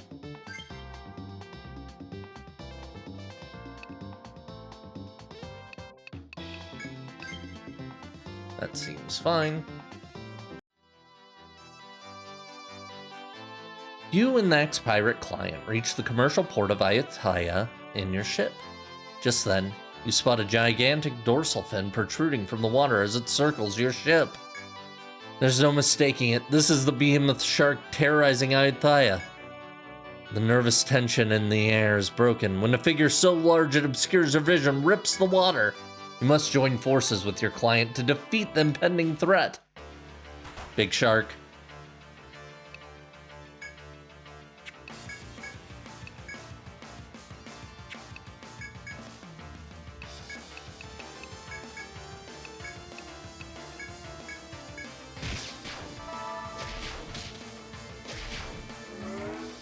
Got him poisoned.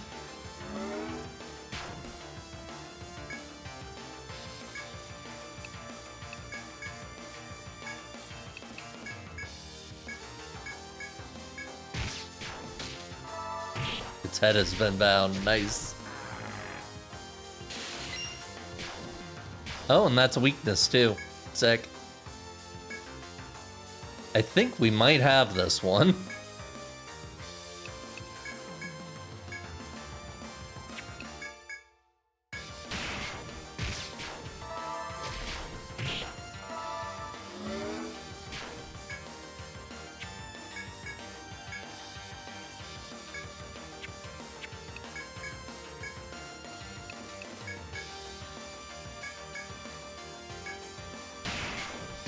Gums are looking a little peaky. It's true.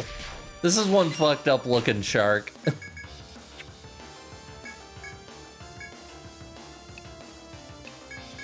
Charge. Attacking. Probably should have healed Drake. Oh well. It'll probably be fine.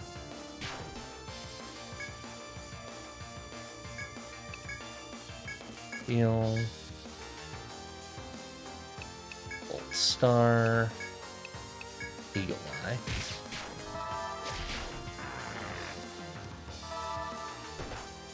Oh, there goes BB.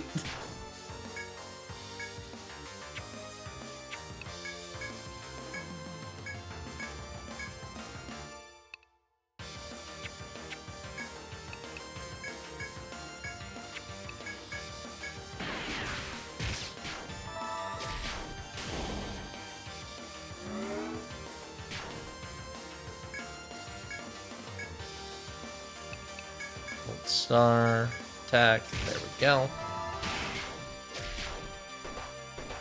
Oh, Jesus. Well, we defeated it. That last attack was nasty, though. The surging combination attacks of your party and the client finishes off the gigantic shark.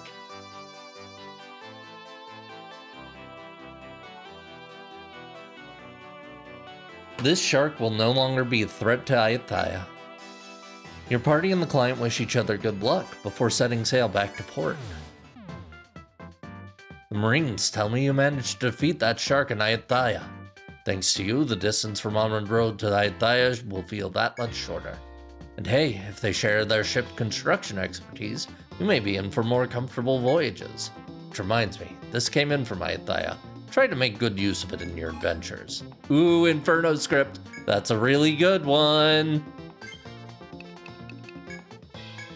I'm gonna go ahead and spend some of our points too, now that I'm thinking about it. Let's get you the first level of Rotten Egg. Let's level up Waking Chakra, so we can get Break Fire Fist. Next for you. I guess I'm gonna stick with Rapier Mastery. Get that up more. Helga doesn't have any points. Ether Mastery on you. Okay.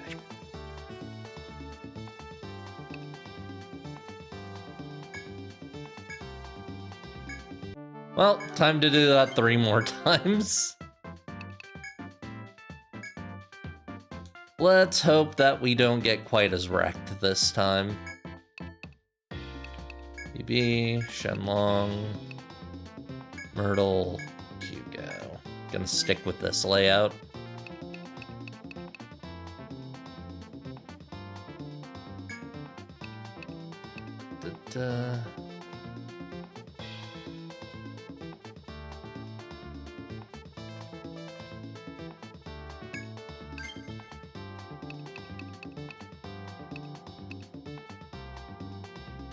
Yeah, I think I do want to go with this. I'll give BB second one just arbitrarily, but I don't think she'll be able to get use out of it. Okay.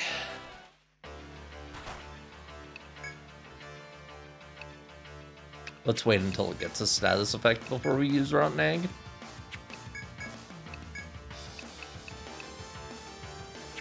Just to check. What's it weak to? Ah, fire and lightning. Nice. It's Etheric Charge now. Eagle Eye.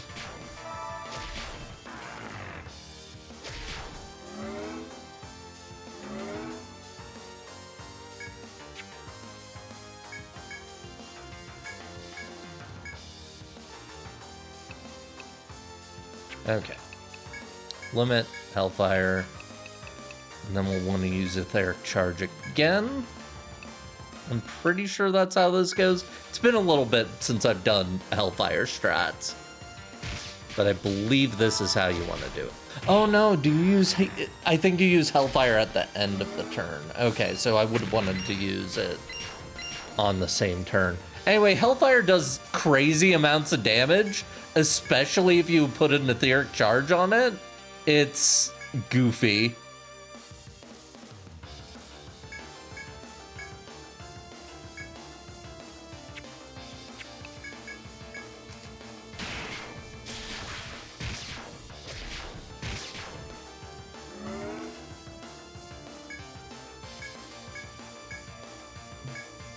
And I don't think it ever, like, super drops off at any point in the game, so, like, it's a very good strat.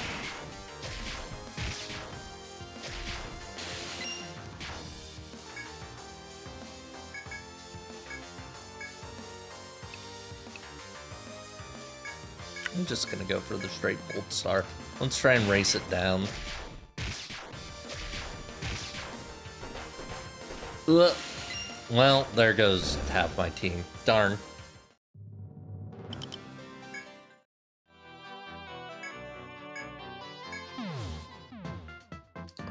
I'm glad you're all safe and sound. That fisherman said the job went pretty well. Thank you for your help. Now the people can travel without fear. Man, for a former pirate, he sure is a gentleman. He must have really been something back in the day. And this is what he left behind for you. He hoped it would help make the future brighter for you guys. Drake's rapier. We might get some use out of that, but probably not immediately. Okay. The initiation rite. I am an Etrian tribesman who must pass the ritual of adulthood. With my childhood friend Rebecca, we must defeat that shark.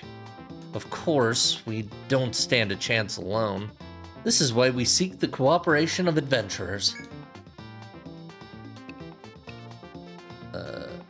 A ninja and an arbalist who also does status effects. Okay. We're gonna go with Shenlong, Myrtle back here, Hugo also in the front row, I think.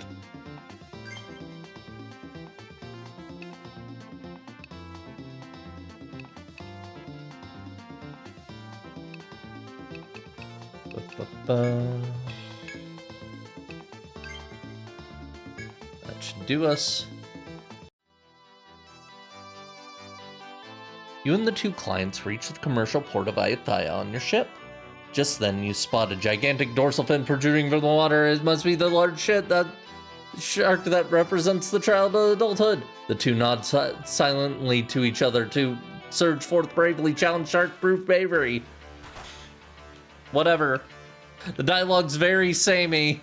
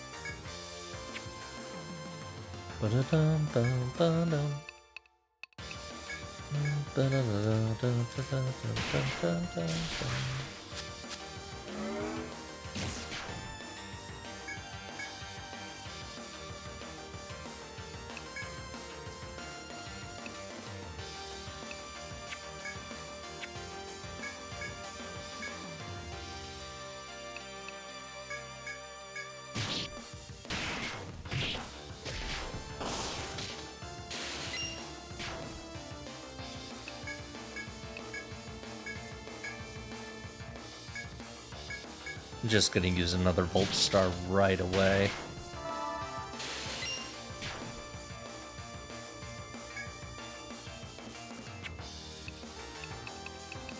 Let's get Indomitable activated.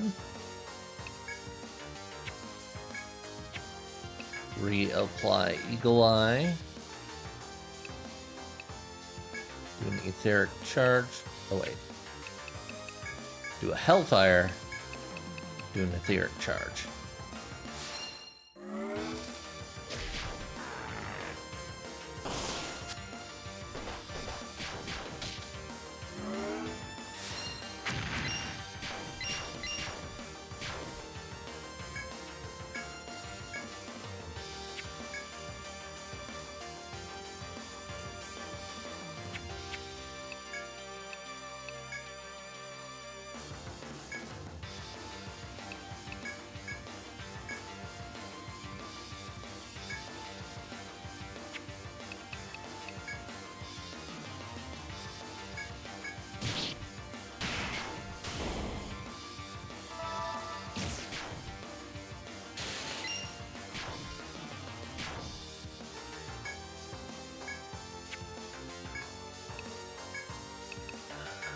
There might be a chance to survive if I block with them, for Hugo at least. We'll see.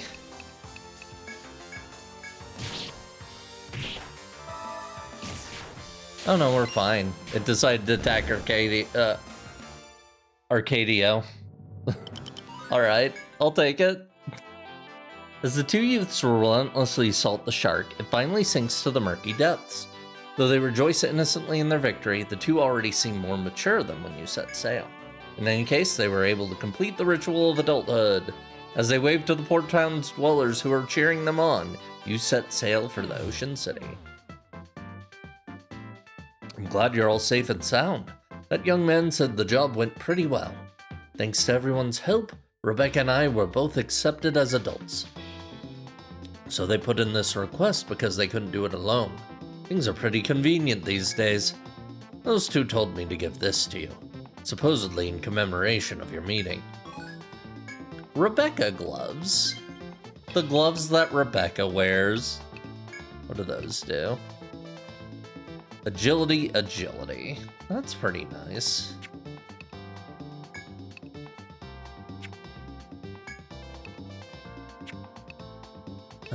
Who would benefit most from that agility? I honestly think it might be BB. Actually, no, now that I think about it, I probably want it on Shenlong.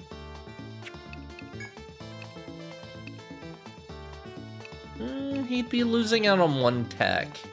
Is that big a deal? Nah, I'm gonna give it to BB. I think it's fine.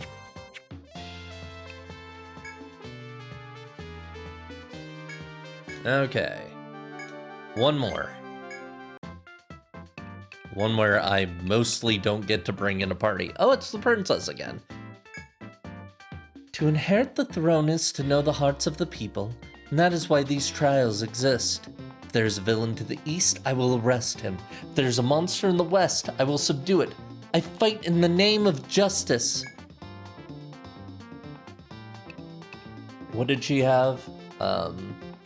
Right. She's a sovereign, and then she's got a hoplite and a gladiator. So we definitely want to bring along Myrtle. Maybe Shenlong for extra healing. Maybe BB to try and status effect. Maybe Hugo to do the defense debuff. I think I'll go Hugo. These two are kind of getting a lot of XP through this fight, but whatever, it's fine.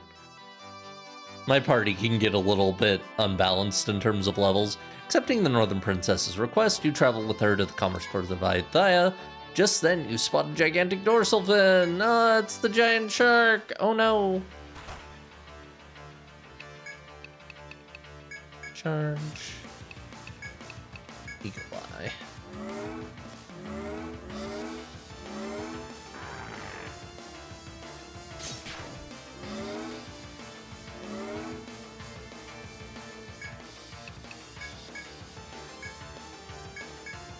Then Eagle Eye again to actually apply it.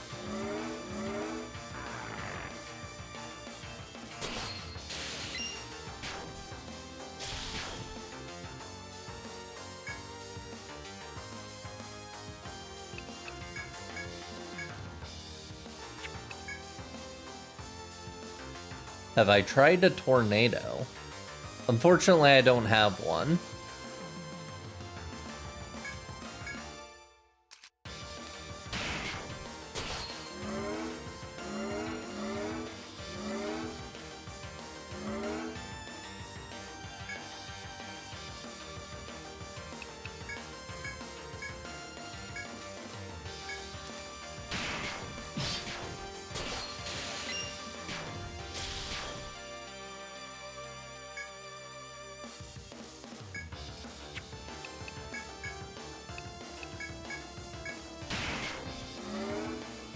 This is a chance for us to also see Sovereign healing in action. It's not nearly as meaty as Monk healing. It just doesn't have the oomph, which is why I almost never go like pure starting sovereign. It's just a rough start to have. Reapply Eagle Eye.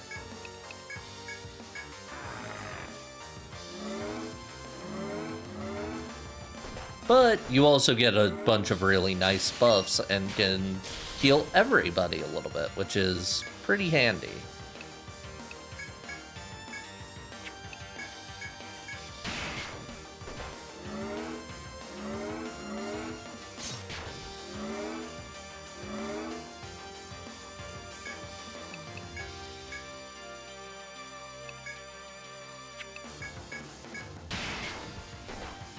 Well, there goes Benjamin.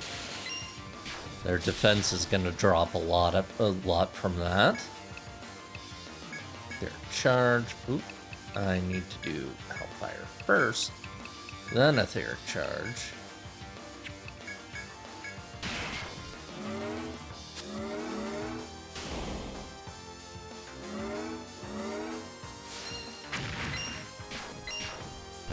Got him.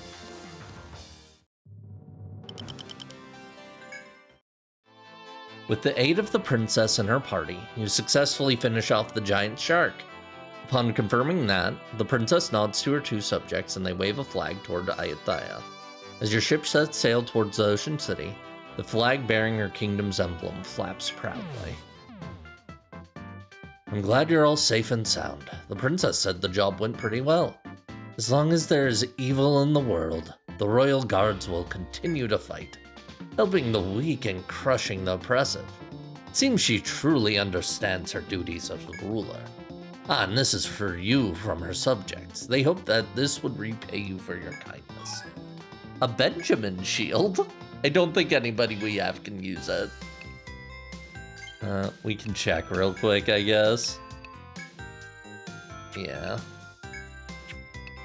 We would need a hoplite to use the shield. That's a shame. Okay, let's sell this junk. We got a lot of materials from doing this. A Gadirg? A Venom gun? One more of Blue Arm to get the Black Breaker. Gun with poison around the barrel that marks each bullet with venom. Does do more damage than what we're currently using. By not a huge amount, but it is more damage.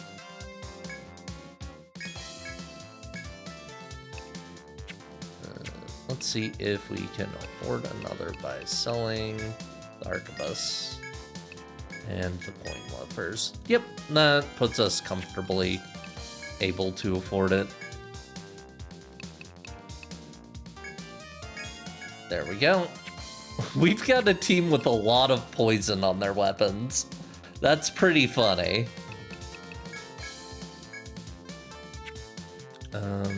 Yeah, let's check our customs real quick. I think some folks got new stuff. Okay, we got Break Fire Fist now. Break Fire Fist is a really good damaging move.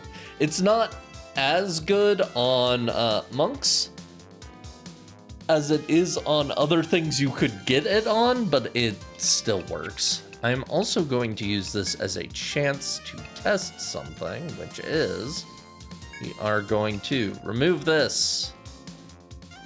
In other versions of this game, leaving that second slot open lets you use fist skills while still using a mace. We're gonna see if we can do that. We have no Benjamins. It's tragic. Okay, we don't need the hoe. Just out of curiosity, I'm gonna go through these. They don't sell for anything, but... Limit up? Interesting. Not a lot of damage on it, but does improve limit. Antique crossbow. Speed up, that's funny. And the Benjamin shield, just a solid shield with vitality up on it, which is a stat you'd want on a shield.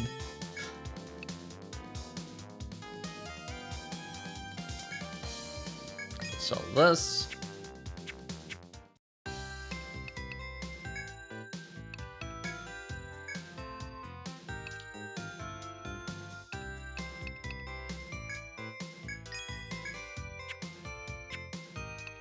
Let's save here real quick.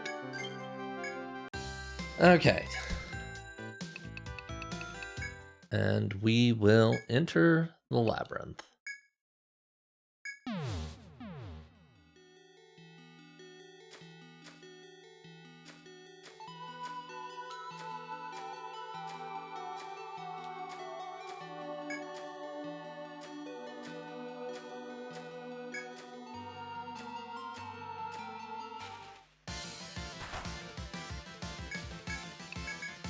Oop.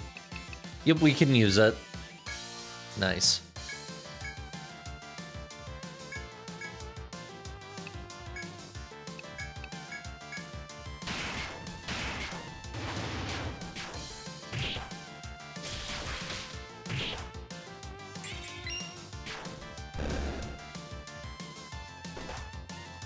So it's gonna mean that Shenlong has overall reduced defense, which is a little rough, but being able to use Break Fire Fist while also still using a weapon is great.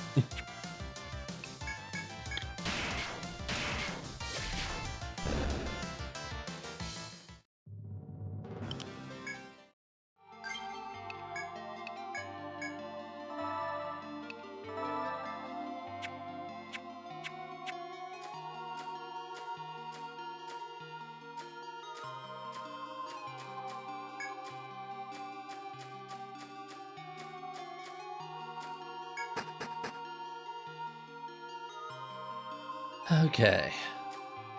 I think we should basically run into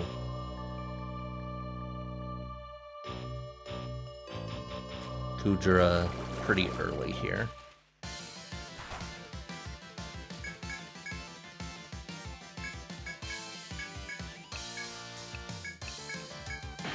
Do that.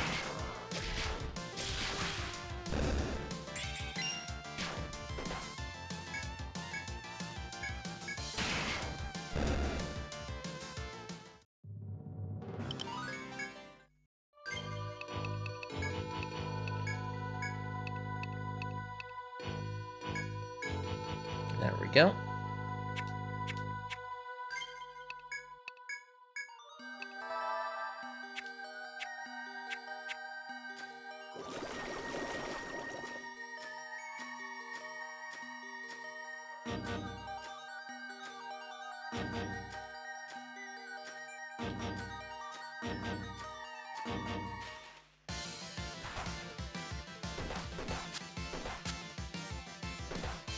Ugh.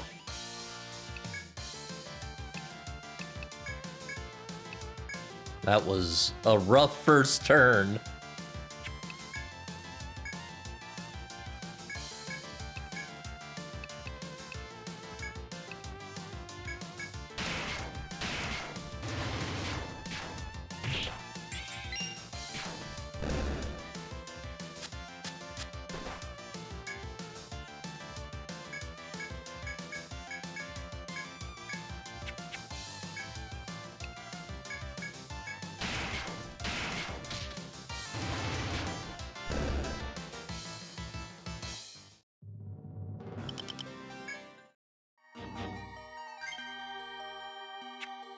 Do I want to use a nectar now or try and get to the camp? The camp's not too far away. We might get into one fight before we get there, but I'm willing to risk it.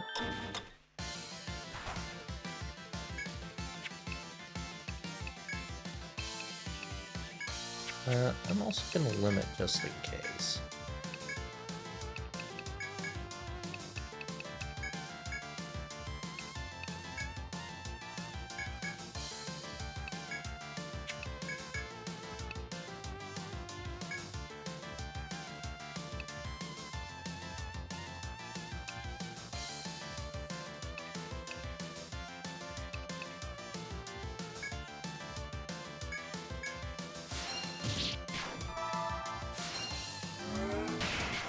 Now that I have Break Fire, I should probably start investing into Chase Flame, too.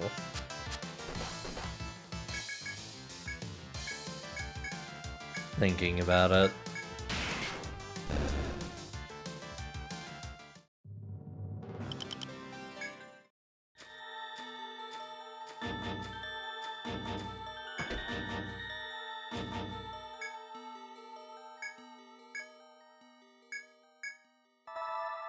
There we go. Party's fully healed up in all ways. We're good to go. Oh, hey, there's a gold foe on the map. We're not gonna get to it in time, I don't think, but that's fine. Whatever. Yeah, I'm gonna break fire.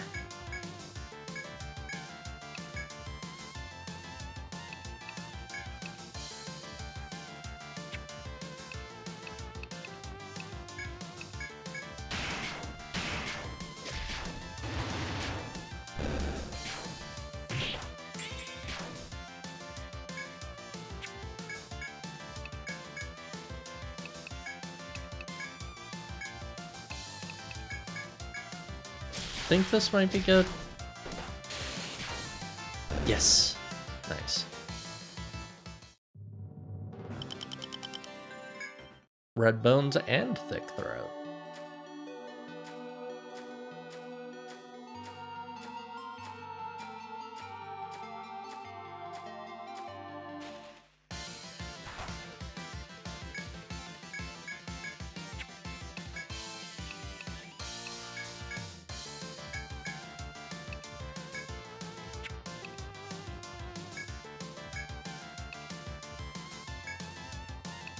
Oh, especially because I have a Hellfire script now. I should also make sure to equip that. I keep forgetting to.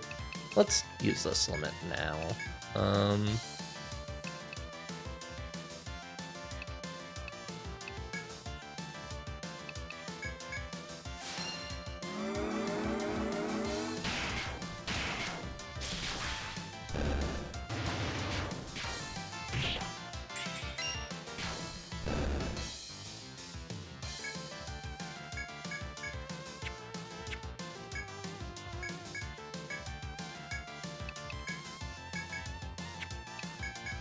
I think this might do it.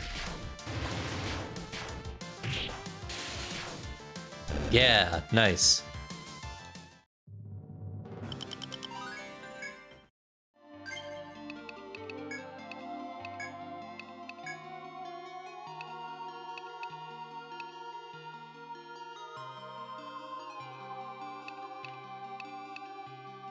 Yeah, I'm gonna start investing in Chase Flame.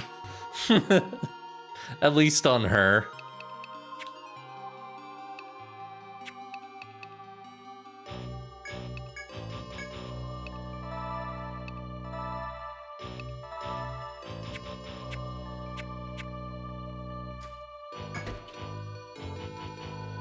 You tread through the labyrinth's halls and reach the area where you once meant Olympia.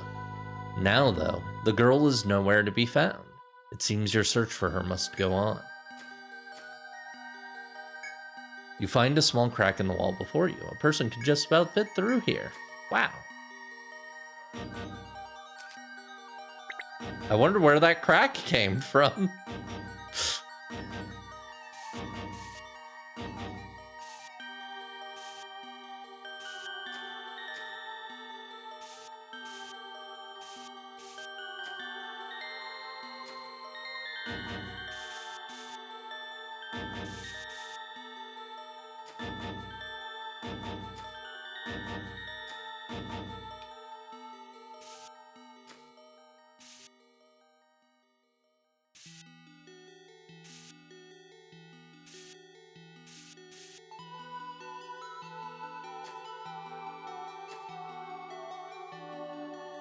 We should head back this way first because it'll probably lead us to that other shortcut.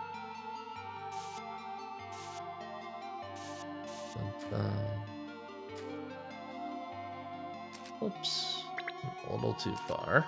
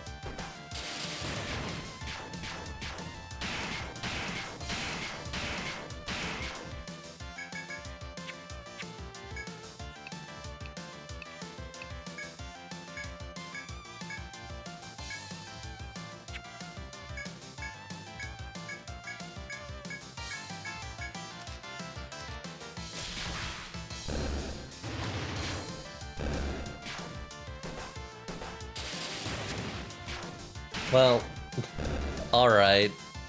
Sure.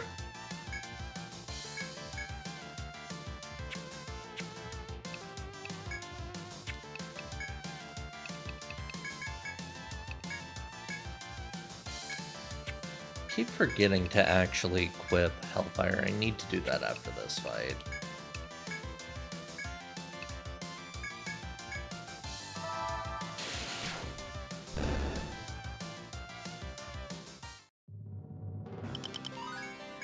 There we go. Okay. Party. No, it's not party, it's custom. Limit. Hellfire. We'll just swap that out for Charge Tactic. It'll be fine. Charge Tactic is useful, but not as useful as Hellfire.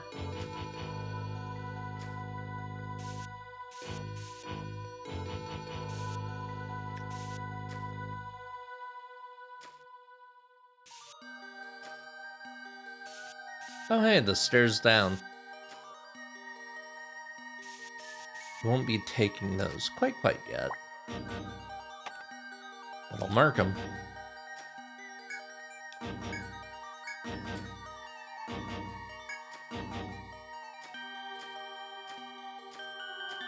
There's so much area in the center here to explore still.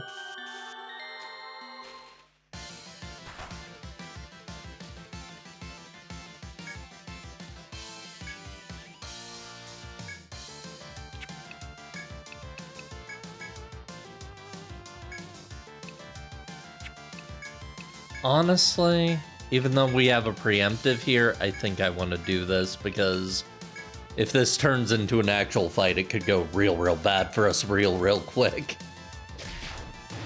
The world puffers are nothing to mess with.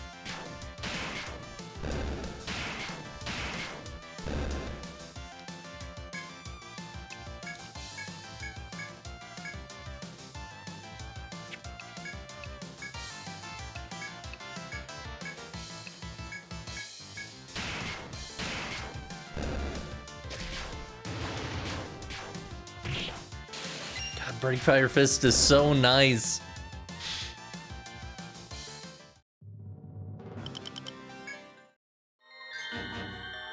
It's just a good attack skill.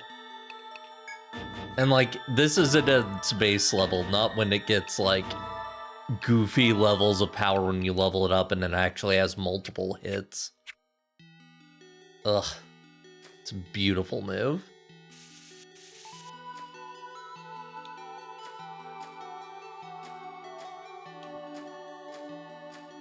It's not even at its full potential where you could equip it on basically any other class than Monk. Monk does not have the highest attack in the game. But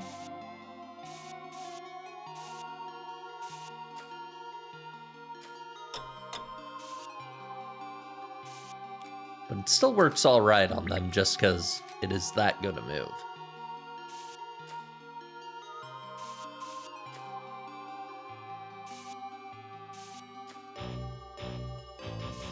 I think Zodiacs can kind of get a use out of Breakfire also, if you're like aiming for weak points, because they can get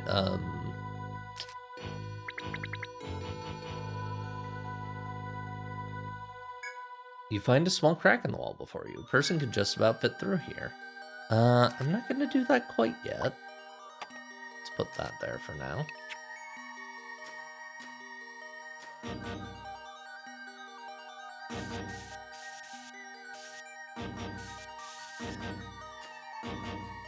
Nothing here.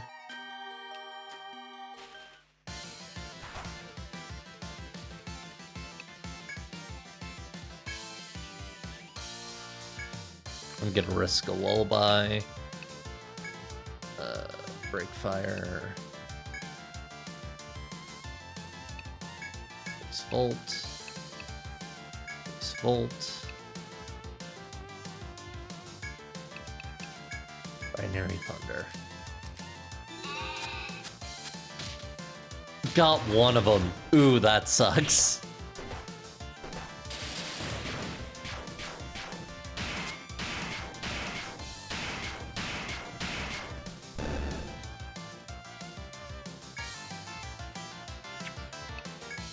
Well, I guess at least BB also got immediately woken up.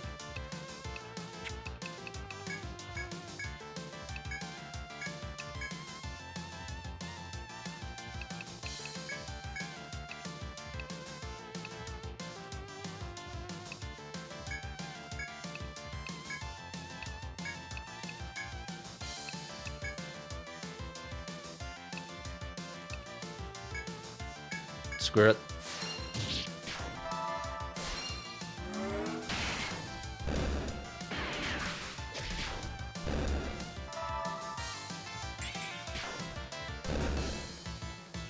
Okay, cool.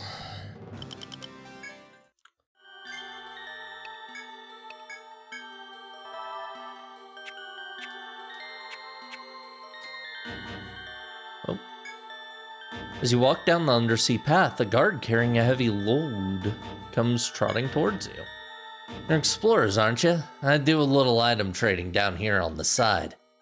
The guard frantically rummages through his pack and hands you the bottle he produces. Here, have a medica on me. So you interested in buying anything? He overcharges you for Ariadne thread. I think the rapier you can buy here is like semi-useful in this area, but not like super great. We don't need anything from this guy. Let's see, if you do happen to need something down the line, I'll still be here. The guard then hurries to pack up his wares to get out of your way. It's helpful to know that he's here in case you really need something, but he's upcharging you for the most part. It's not really worth it.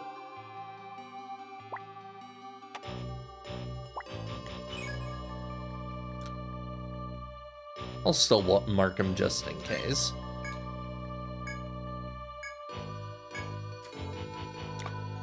Oh, we can't go back, can we? Oop, well. That's right. I remember this.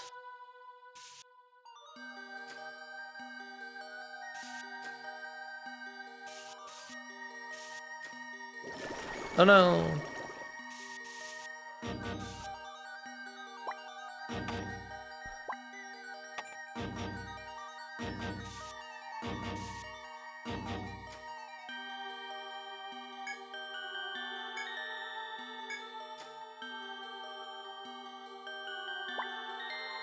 You can go back through this one.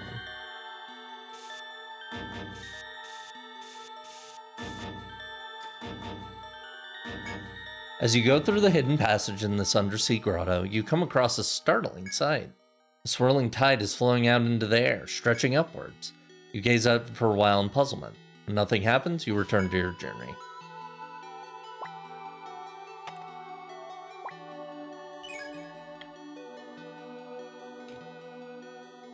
We'll be back here later. We kind of slipped in here early.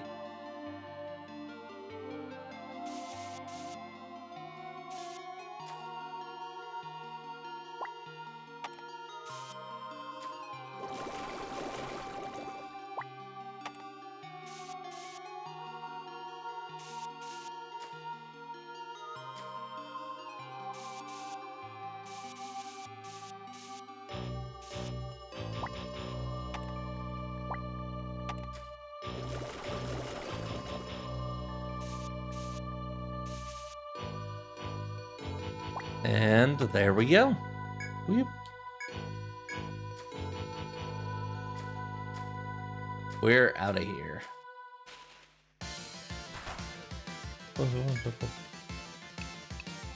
Weak to fire and lightning. Got it.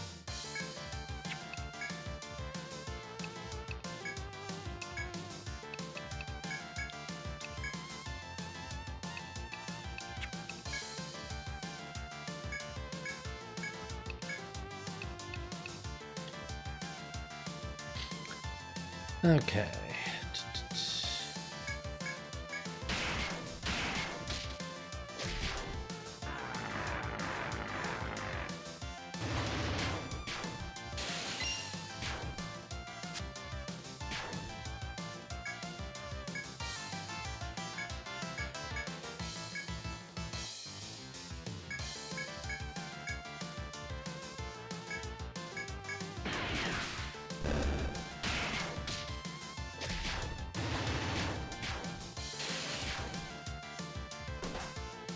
Well, there goes BB again.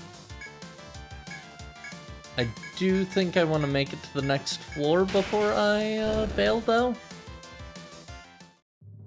So we'll push forward a little bit further. Should I use a nectar? How many do I have? I can always buy more. I'm just gonna use one. Let's not overthink this. I do want to save these Amritas if I can. So we'll be a little conservative about that, but I do want BB up, because we are definitely getting into one more fight here.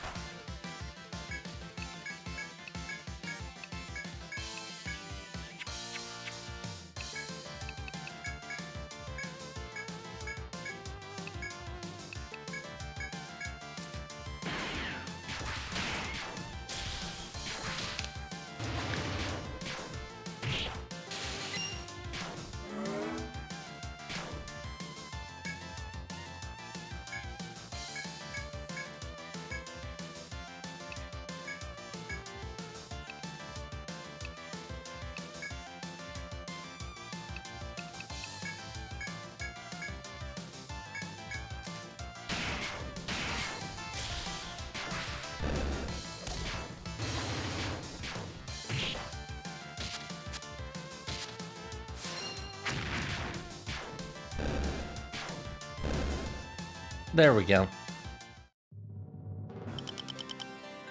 Forget thread fee. Yeah, that's basically what that shopkeep is. You probably said that a little bit ago and I just missed it. Sorry about that. Okay. Put the stairs here. Do this.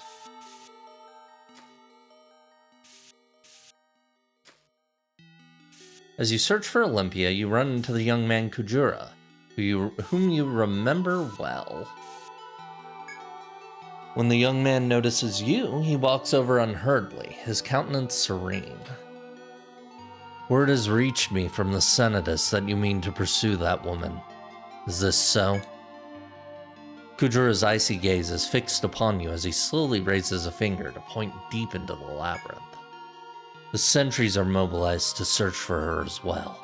We've made little progress yet. A number of them, however, have reported that fish creatures prevented pursuit of the woman. My men are no match for the foul fish of the grotto. I leave this to you, Gecko. The young man finishes his short speech, points to the southern door, and moves to leave. I'll be posted at the sentry's base camp in the hall ahead. Alert me if anything comes up. It is true that the path he indicates leads to a hall from which you sense no monsters. Seems an ideal roost from which to devise a plan and issue orders from. If you have anything to report, or, conversely, questions to ask, find me there. Find the sentry patrolling this area. He may have information for you. Where the labyrinth. The young man diverts his icy gaze from you and begins his trek to the southern campground. You must continue forth as outlined in the mission and find Olympia. Boom.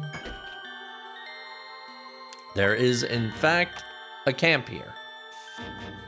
So we could technically use a tent and keep going, but I do think I want to head back to town real quick. Instead, let's just get all this marked out. Okay. And we can also talk to Kujura real quick. You enter the small room in the labyrinth and talk to Kujura. Ah, it's you. Yes, has something happened? The young man directs his typical calm stare at you, awaiting a response. Let's ask about Olympia. I've heard rumors of a girl who helps explorers in the labyrinth, supposedly called Olympia. The young man gazes down at his hand and furrows his brow as if trying to remember. It's a story I first heard over 10 years ago. I know not how much truth there is to it. We'll learn much once we capture the girl and interrogate her. Best of luck. You ask about the sentries here hunting for Olympia, at which the young man smiles wryly. Floaty exaggerates, showing the extent of her anger. An entire company for this is excessive. I exercised my own judgment and brought only a squadron. The young man mutters darkly about the administrative difficulties of a large force. Most went to the grove past this ridge. They may catch her trail, if not the woman herself. Kudra looks you in the eye before continuing. To be frank, I don't think much of their chances. Should you come across them, give them your aid. Once the young man asks his favor, he averts his gaze, indicating that the conversation is over. Leaving this place seems equally tempting as an attempt to resume speaking to the young man. I see. Then continue your search for the woman. Once the young man asks his favor, he averts his gaze, indicating that the conversation is over. You consider following Kudra's advice and probing into Olympia's whereabouts. We're first going to head back to town to rest. And also sell all this junk.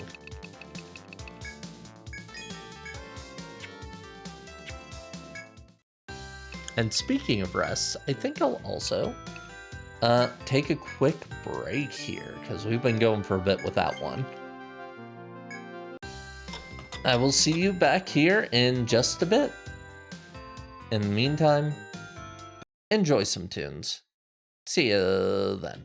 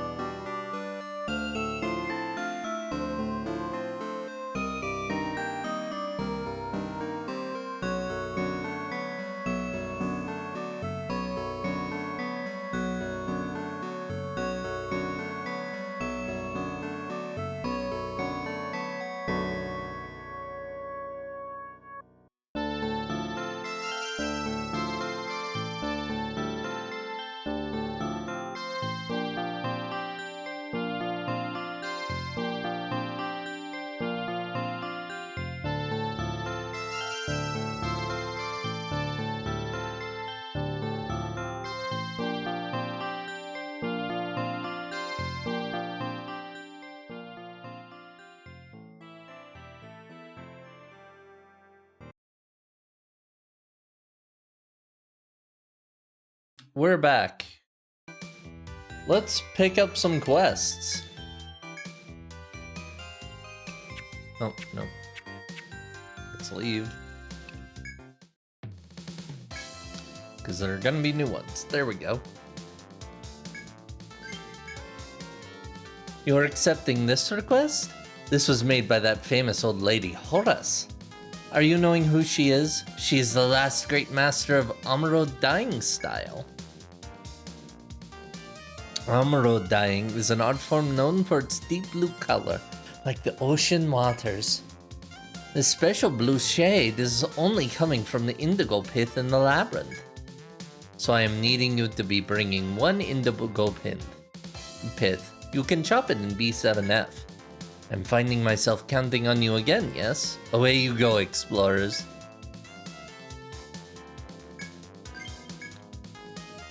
You're accepting this request? It is from that researcher, Scott. You know, the weakling.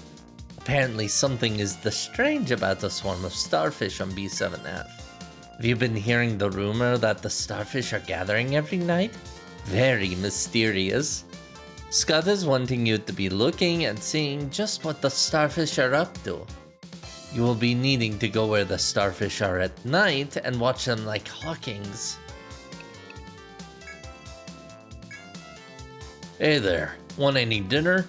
Though you're paying, mind you. Here, water. I'm the kind of guy who can get drunk off water. Is that a kind of guy? Is that a kind of guy? Are you saying you're like one of those weirdos who like tried to do an internal brewery and just made themselves sick forever? Anyway. This stuff is so delicious. It just doesn't get better than a good meal. Thanks for buying me stuff all the time. This time I'm gonna let you in on the secret of the icicle fang. They're cold. Isn't it nice how clear and shiny they are? I'm cradling this thing in my arms every night. The tusk comes from a high walrus. Can't wrench it off unless its head is fixed in place. That's the secret in a nutshell. You'll keep that secret, right? One more. I love the way this crunches. Here's my problem, though. I try and I try, but I can't sweep the Missy here off her feet. I can tell you don't care at all. Fine, alright. I probably wouldn't care either if I was you. Anyways, get a load of this. It's a silly old sucker. Came from the center of a starfish. If you stab a starfish boss with a spear or something, you win the prize. Give it a try and you'll see. Just make sure not to tell anyone. That should be easy enough to get for us. Heard about the type of starfish that's larger than normal? It has this certain something. They're called king starfish. They exhibit some interesting behavior you don't see much in the wild. When a king starfish is present with two other types of starfish, they begin to cooperate. They perform a complex, intricate set of actions, allowing them to attack and heal simultaneously. I'd say they have a much better understanding of each other than humans do. Okay, so we need to watch out for a combo attack. Oh yeah, I should real quick. Let's register our current party because we have a different loadout of limits equipped, which I do think the game saves through that. It's very odd. Okay, deeper into the dungeon.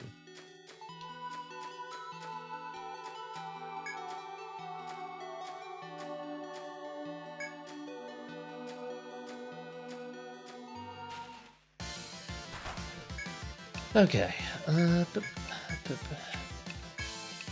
Actually, let's have you break fire still.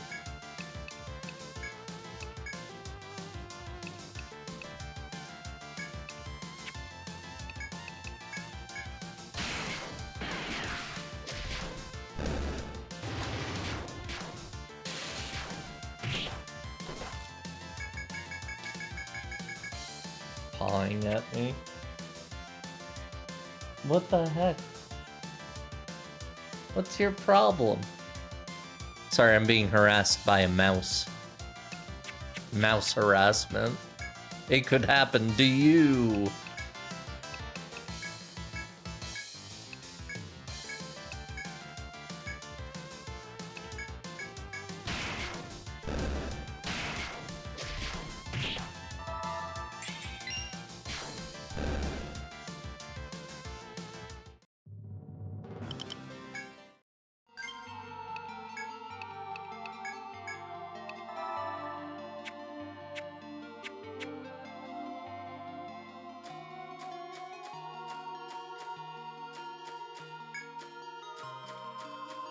Okay.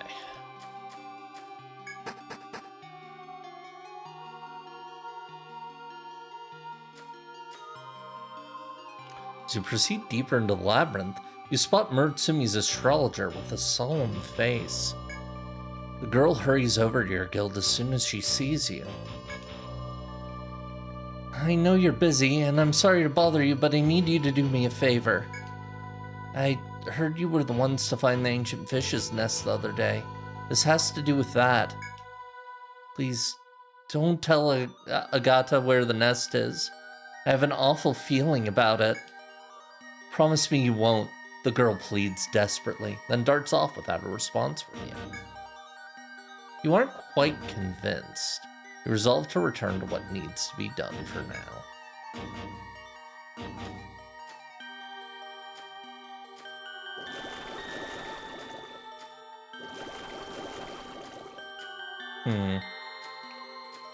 Well, whatever that is, I'm sure it's probably fine.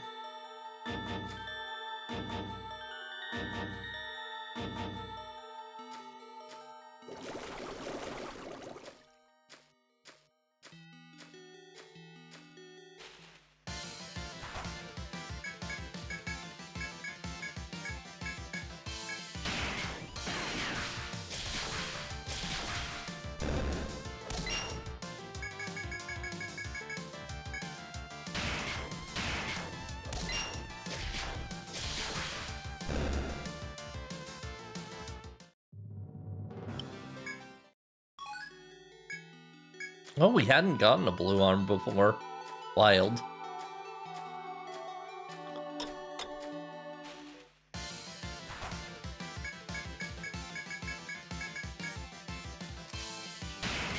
Haha, you covered the wrong one. Also, you got poisoned.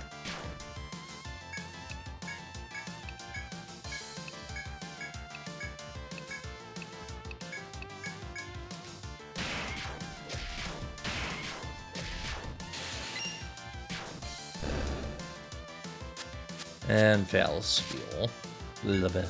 Foul spew. There we go.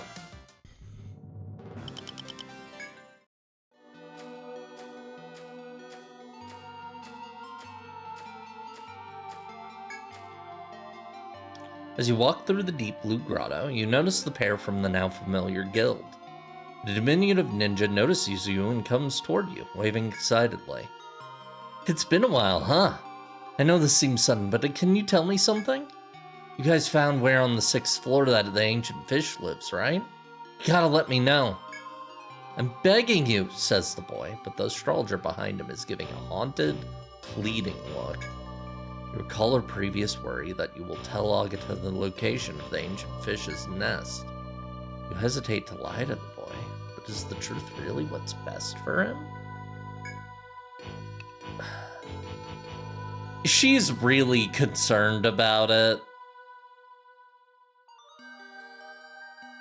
So we'll go along. Sheesh, why do you have to be like that? Fine, if I go this way, I'll get there eventually. The boy tries to beckon to his astrologer companion, but she seems extremely reluctant to go. Agata sighs before leaving on his own, but still Hypatia does not budge an inch. You are now concerned for both of them. Should you talk to Hypatia or pursue Agata? Let's talk to her, I guess. Try speaking to the dazed female astrologer, but she gives no reply. Her expression is distressed and haunted. She seems lost for how to proceed. Perhaps you should pursue Agata in her place to talk him out of it. It may be a guild issue. Let's go. Ah, it's a mouse. We're dungeon hard. We're dungeon so hard. You don't even know. You don't even have a conception of how much we're dungeon.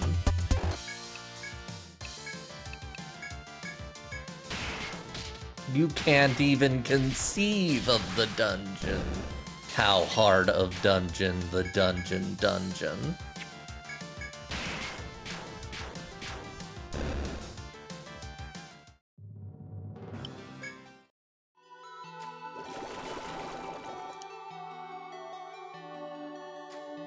Oh, it goes like this. I have this wrong, completely wrong.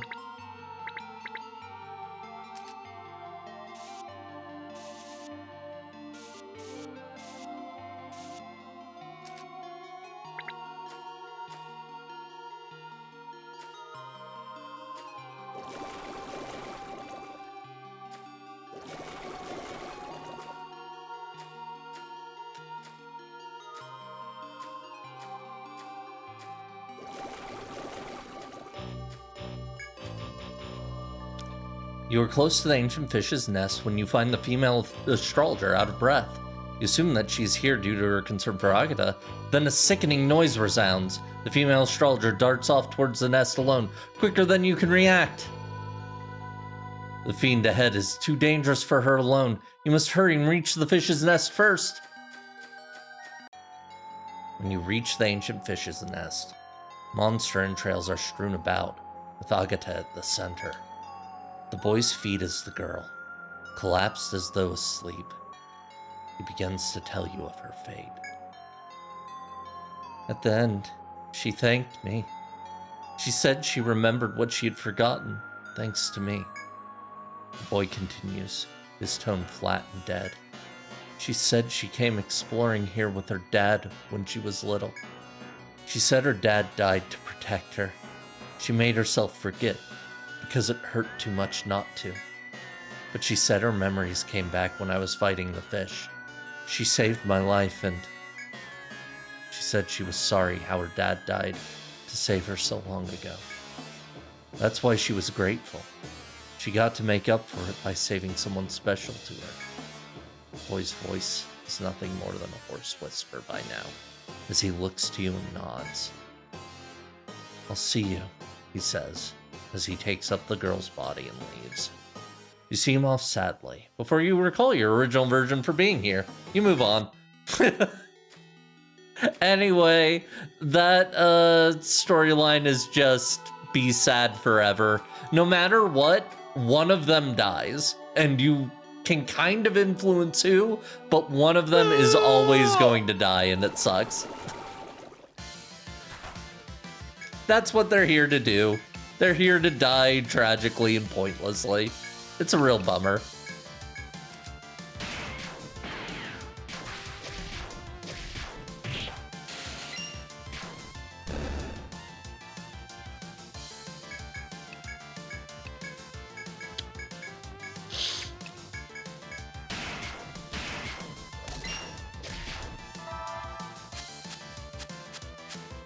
Nice.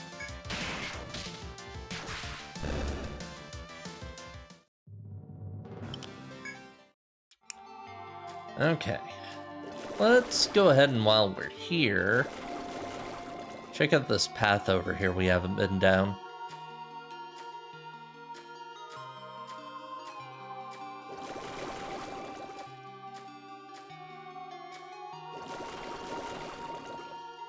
Okay, do one of these. Okay, it's nothing. I kind of figured, but I wanted to be doubly sure.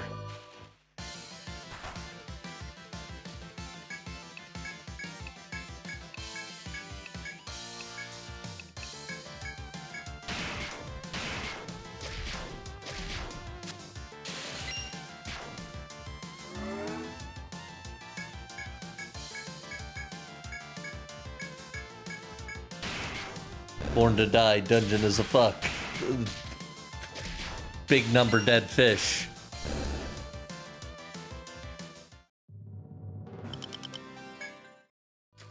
But yeah, I like Hibachi and Agata.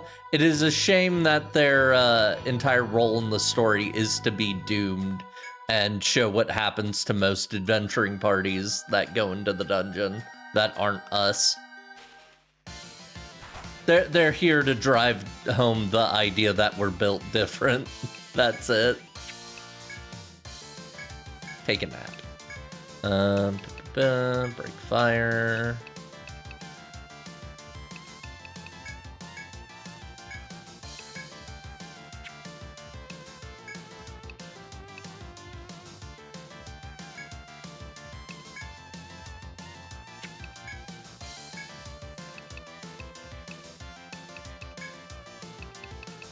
Charge. Oh wait, right. You need to do Hellfire first, then Etheric Charge, and there we're good.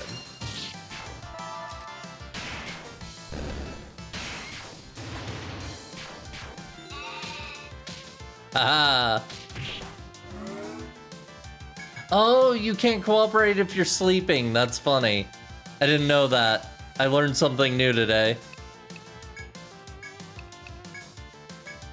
That makes sense, but it is a bit of a bummer.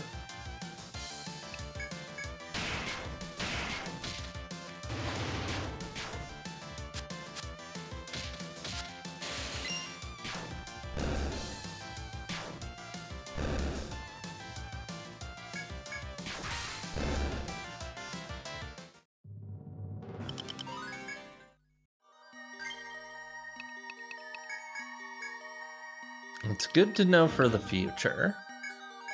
Let's increase Rotten Egg skill. Then we can get Sympathy Pain, and then Braveheart. Which, considering we're going to be using BB in the front row a lot, Braveheart's worth getting on her.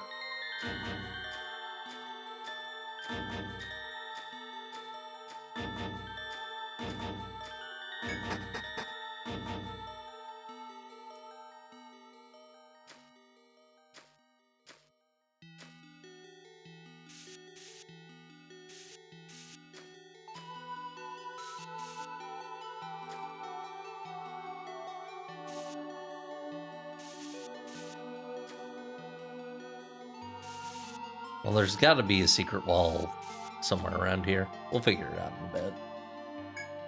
While searching for Olympia, you spot a figure ahead which appears to be one of the sentries. You must be from Gecko. The scientists told us about you. Glad to have you out here. But you won't find the woman you're looking for this way. It's a dead end ahead. Though if there's no road ahead, now I'm wondering where everyone who headed that way went.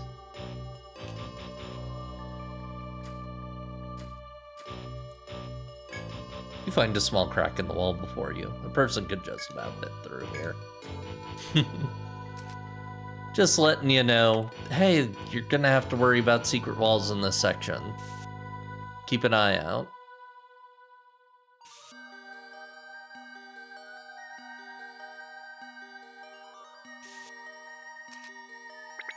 There we go.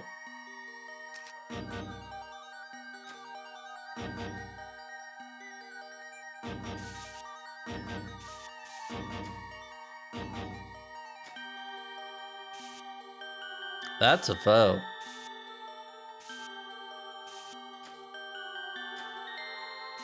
It's chasing us immediately.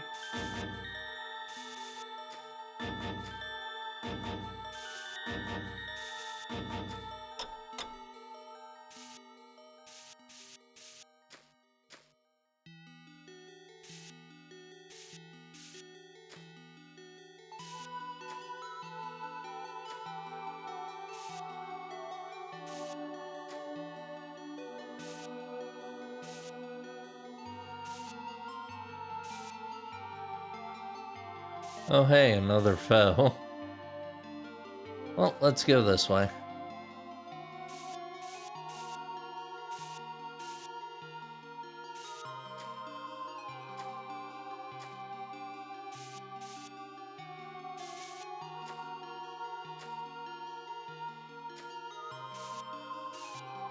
Very territorial, these foes. Oh, hey, look, another one. It's like they're drawn to me.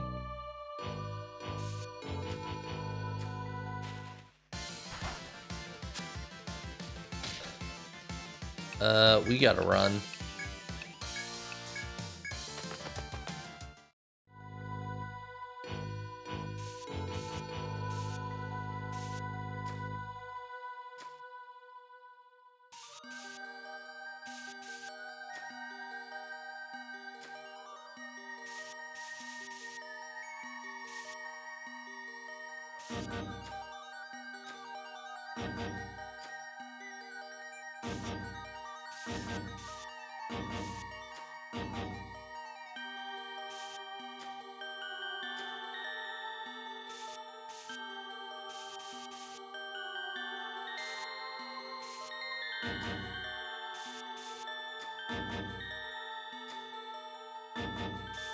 Okay, there we go. All this for a treasure box. What's in here? It's an Amrita 2, the sequel to Amrita.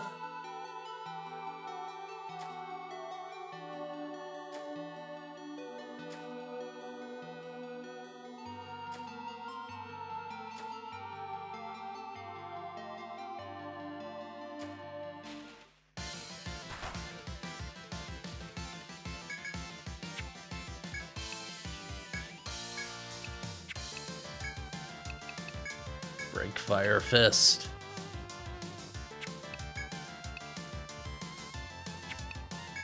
Actually, let's have you both Chase Volt. They'll have you use Binary Thunder.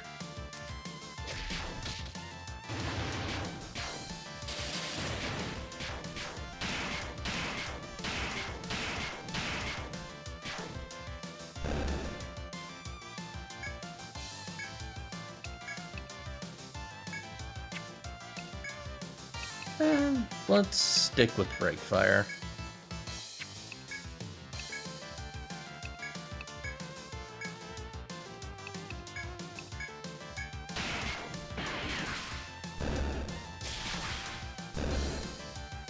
Didn't even get to using it. That's fun.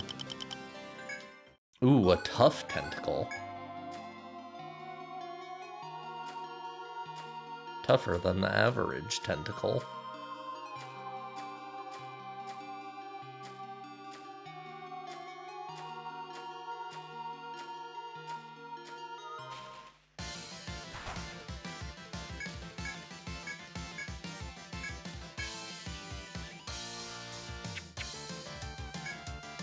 Just out of curiosity. Resist fire, okay. I won't bother with Break Fire Fists then.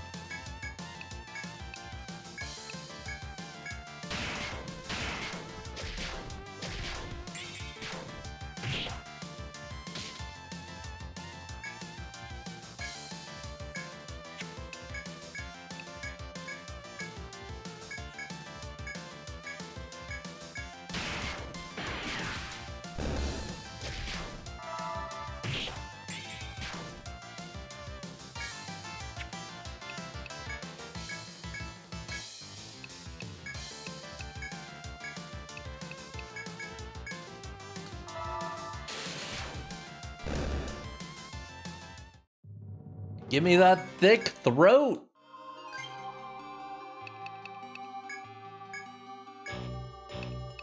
Maybe the most, like, viscerally makes me react name that a,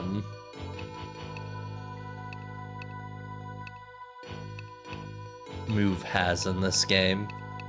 I believe this 2 to 4 times here is a typo that they never bothered fixing, because it would be wild if you upgraded to here to get 2 to 4 times, and then upgraded it here to get 2 to 3 times again, and then upgraded it, continued to have 2 to 3, and then got to 2 to 4. So I think that's just a typo.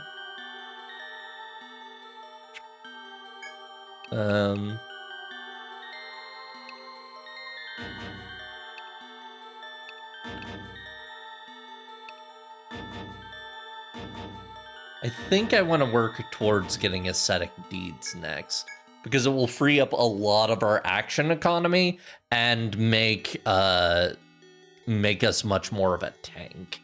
Ascetic deeds is actually really, really good. You've already got like good healing. Now it is good healing that is self-healing that you do every time you do a move.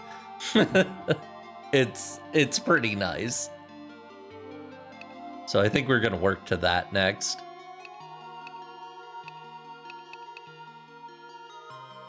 Just having access to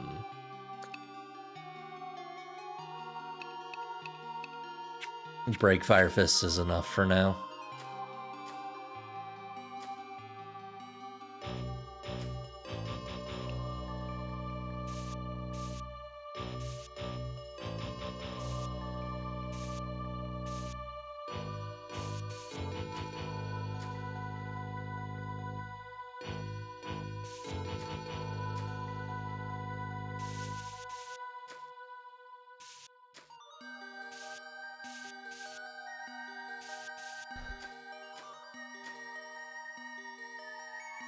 Oh yeah, we got to the other side of this guy.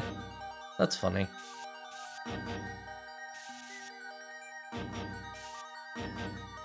Wait, whoops. Oop.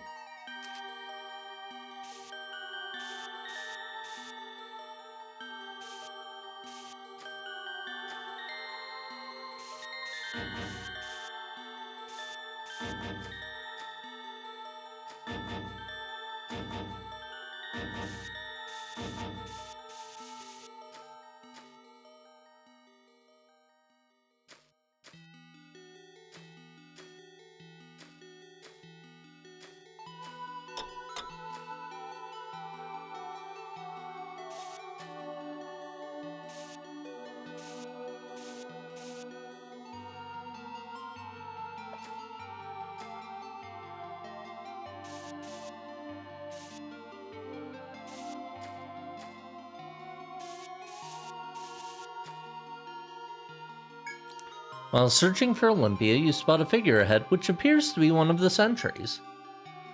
I'm guessing you're the explorers from Guild Gecko who accepted the mission, right? One of the sentries gazes sharply around while talking to you. So, about that woman we're all searching for? Our team hasn't found a single thing. Which means you might turn up something at the southern area the other team headed towards. The sentry then excuses himself, citing exhaustion from a long shift patrolling. Sentry's hint is promising, but you're free to investigate elsewhere should you choose.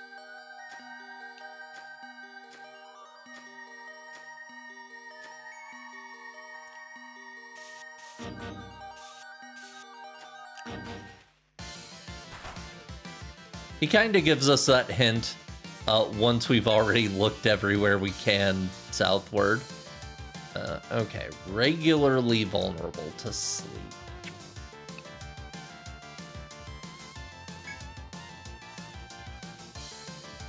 I don't think I'm gonna try.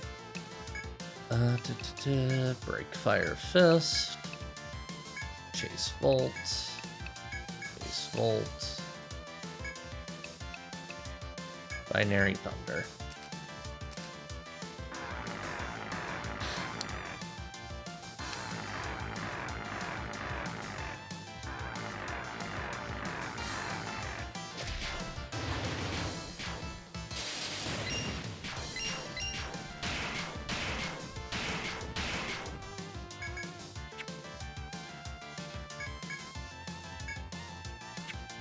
Just in case.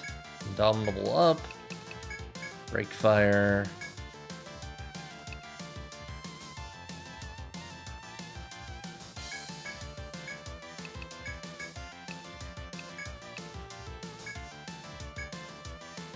Oh, wait. Do it right. There we go.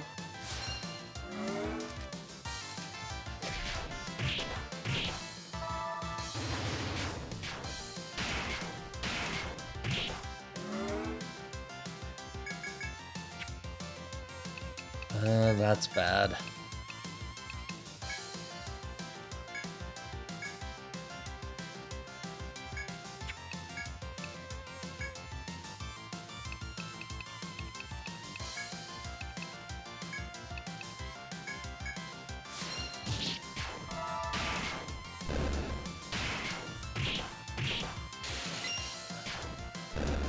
Okay. We've got this. Just barely. Oh, that was close. Hey, at least we finally got jutting tusks out of it. Those take forever to drop. They are like a weirdly rare item. Anyway, we're gonna get the fuck out of here. We're gonna go. Our whole team is dead.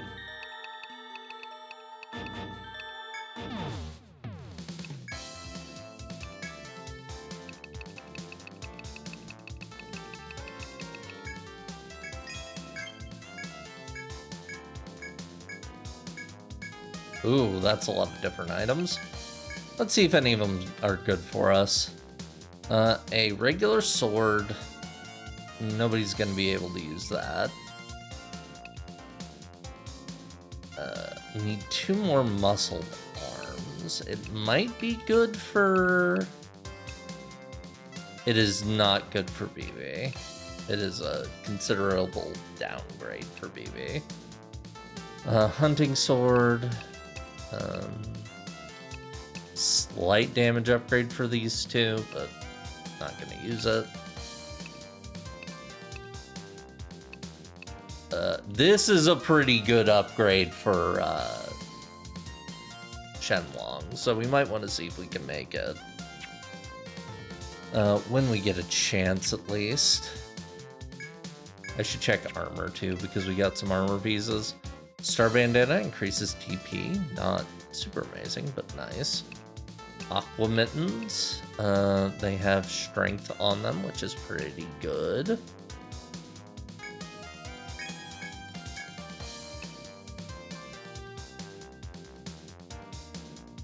I mean, this is probably better than the Shuro's sandals, right? At least in terms of defense. Ooh, and an ivy anklet.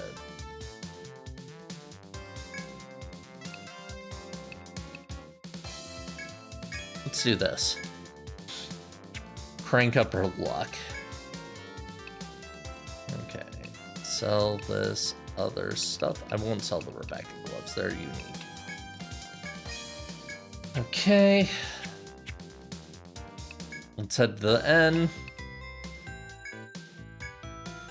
Make sure to store away the gloves. Get the entire team back up.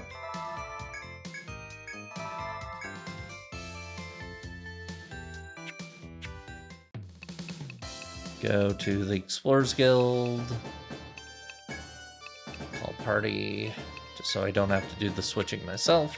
There we go. N. Stay at N. And you know what? That's a funny enough note to end things on. We got wiped out by some walruses. Turns out putting 3 tanky enemies who reduce your defense and then start hitting you very hard into one encounter, pretty tough to deal with. But we'll get it next time.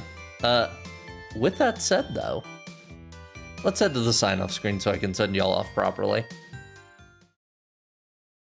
Thank y'all for coming out today. As always, I super appreciate it.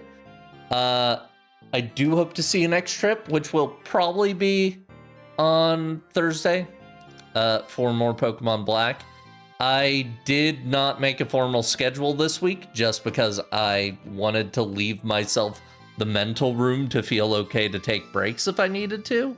And that's easier to do if I don't have a formal schedule. It's weird, but it's true.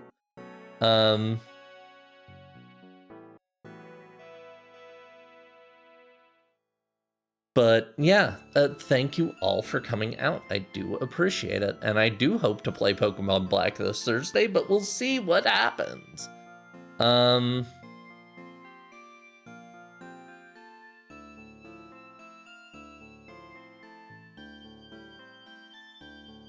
Let me see if there's somebody I can raid y'all to. You know what? Snake Man of Dream Harrier Live is currently playing, of all things,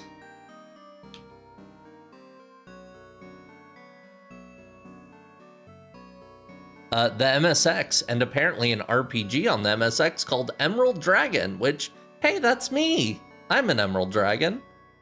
Anyway, go ahead and say hey, or hi, or whatever you want.